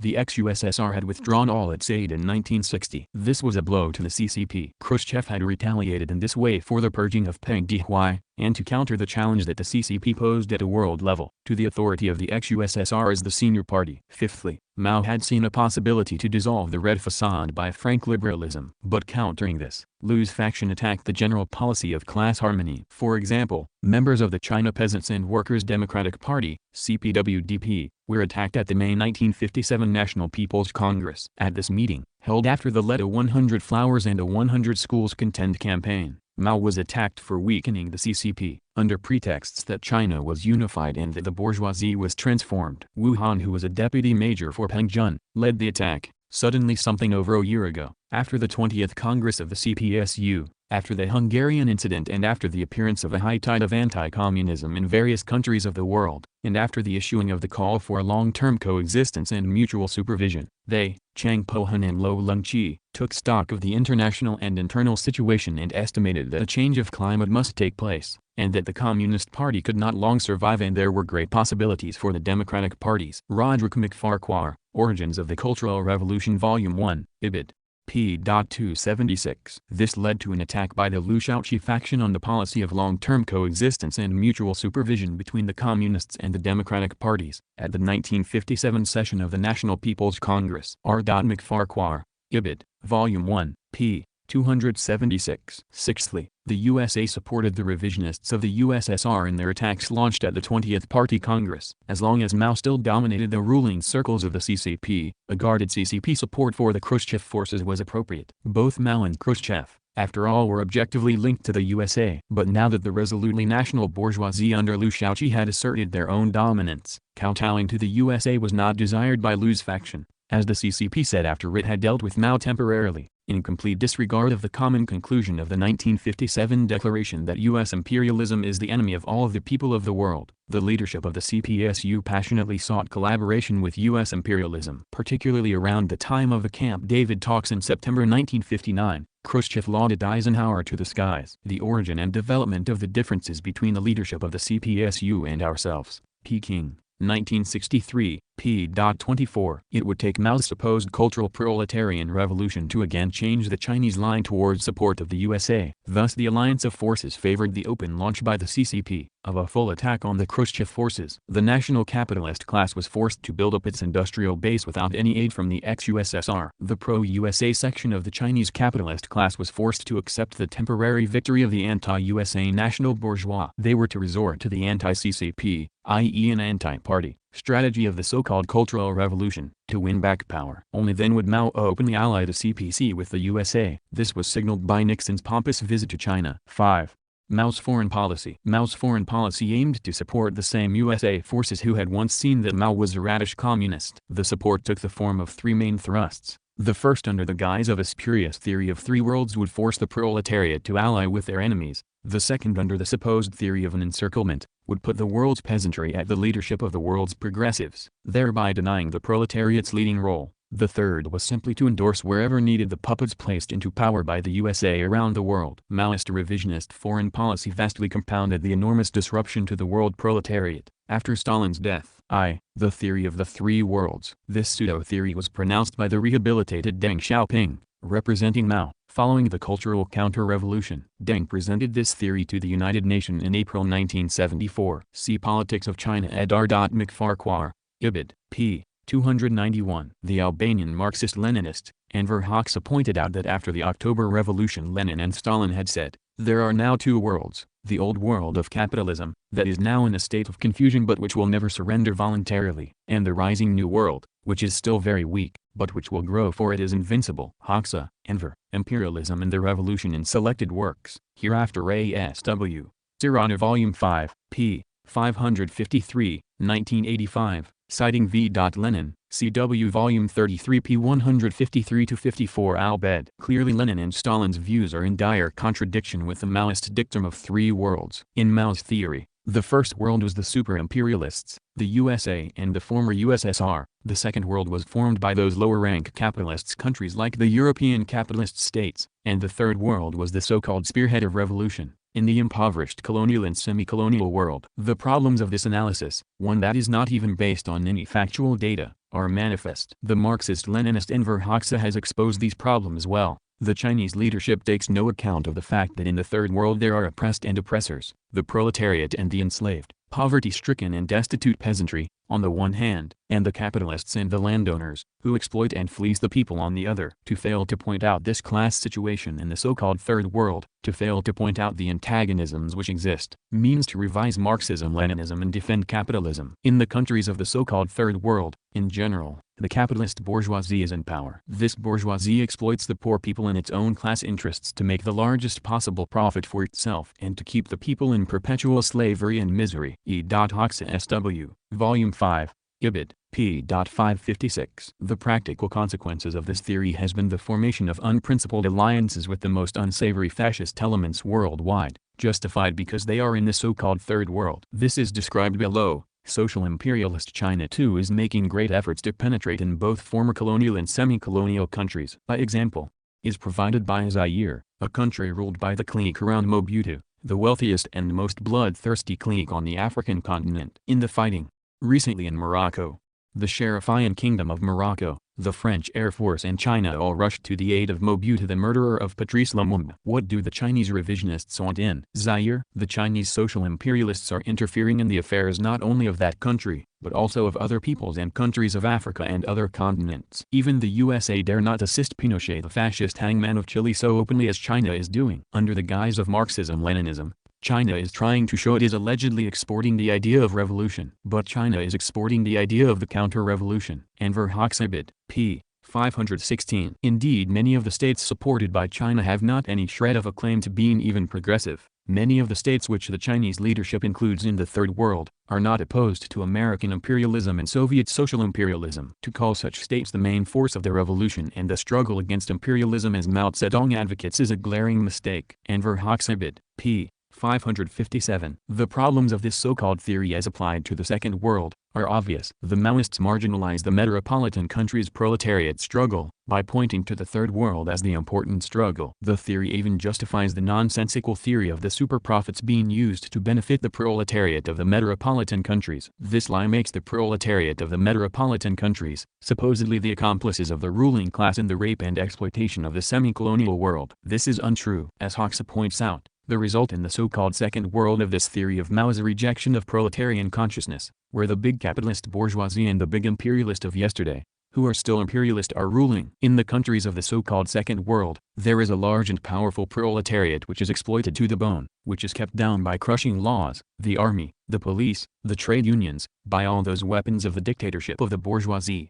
The Chinese revisionists ignore the proletariat. Enver Hoxha, p. 557. In contrast to Mao, Hoxha took the position of the leaders, Lenin and Stalin. In his address to the 7th Congress of the Party of Labor of Albania held in Tirana in November 1976, FIST Secretary Hoxha referred to what is called the Second World, the Third World, the non-aligned world, or the developing countries. All these terms, which refer to the various political forces acting in the world today, cover up and do not bring out the class character of these political forces. The fundamental contradictions of our epoch, the key problem which is predominant today on a national and international scale, the ruthless struggle between the bourgeois imperialist world, the one hand, and socialism, the world proletariat and its natural allies on the other. Marxism-Leninism teaches us that in our epoch, countries are grouped according to the social system prevailing in them, into bourgeois capitalist and socialist countries. Hoxha, report submitted to 7th Congress of Party of Labor of Albania, Tirana, 1977, p. 172-3. 2. The theory of the encirclement of the cities by the countryside. In 1965, Lin Biao had declared that just as the rural revolutionaries had surrounded and strangled China's cities in 1948 and 1949, so now would the impoverished Third World countries surround and strangle the superpowers and the rest of the advanced capitalist nations. This statement became a basic formula for Chinese foreign policy during the Cultural Revolution. Spence J.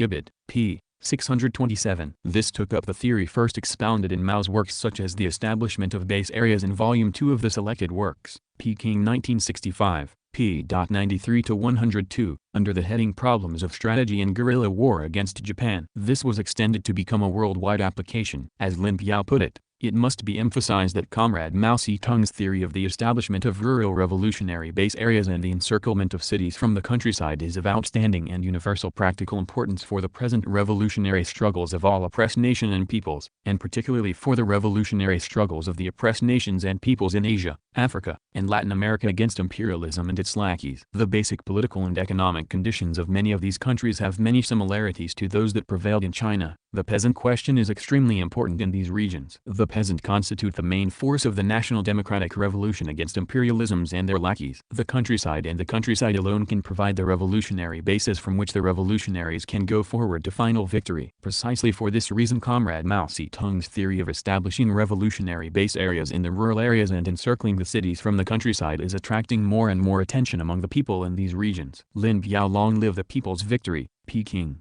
1965. Of course, Lin Biao was the head gardener of the weed of Mao Zedong thought. Also we discussed the period when the theory of base encirclement arose. But we did not emphasize at the time that in fact, the Long March was a forced retreat. It was not a masterstroke of military all-knowing genius that underlay it. It was simply put a retreat. This elevation of a retreat to a theory begins to explain the disastrous results of this theory. In India it decimated a whole generation of valiant fighters who forsook the proletarian masses in the cities to go into the countryside to launch revolution in the rural areas. They were wiped out by the Indian army. The Maoist CPI, ML, still grapples with the legacy of the Naxalbari adventurous risings. This theory is linked to the theory of the three worlds. Both emphasize the peasantry and place the proletariat far behind. Whatever else this is not Marxism-Leninism. Mao had long been a proponent of the peasant over the proletariat, reflecting his refusal to accept Marxism-Leninism. Indeed his famous report of February 1927, Report on an Investigation of the Peasant Movement in Hunan, was explicitly written to draw attention to the peasant. But as he did this he placed the peasant above the workers. In the report as it was originally written, Mao allotted 70% of the achievements of the National Democratic Revolution to the peasantry,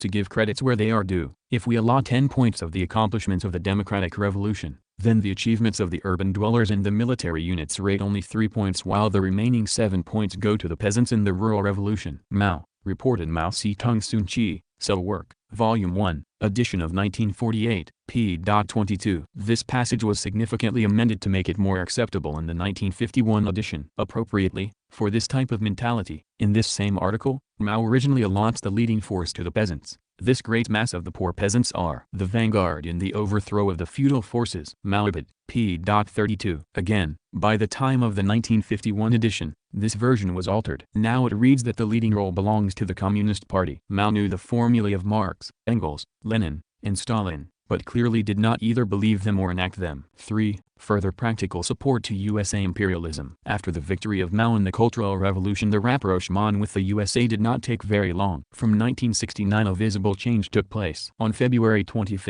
1971, U.S. President Richard Nixon told Congress of the USA, "We are prepared to establish a dialogue with Peking." The U.S. is prepared to see the People's Republic of China play a constructive role in the family of nations. In his first speech in Peking during his visit of February 21 to 28, President Nixon made matters clear. "What brings us together is that we have a common interest. So let us in these next 5 days start a long march together." From now on, the PRC established close links with the US-dominated blocs such as Pakistan and Romania, with fascist Spain in 1973, and with other unsavory regimes. General Ne Win of Burma visited PRC in August 1971. Emperor Haile Selassie of Ethiopia visited in October 1971. General Sisi Mobutu of Zaire visited in January 1973, and Tun Abdul Razak of Malaysia, visited in 1974. The PRC supported the regime of Yahya Khan who attempted to destroy the legitimate national liberation struggle taking place in Bangladesh. In conclusion, the final break with the former USSR on the part of the CCP was far from a principled Marxist-Leninist step. It was a step of convenience. Furthermore, Mao was not in the vanguard of the split. If anyone in China was, it was the semi-reluctant national capitalist class. The whole history of our movement after the death of Stalin requires much thought and analysis. We repeat Lenin's words to the Russian movement.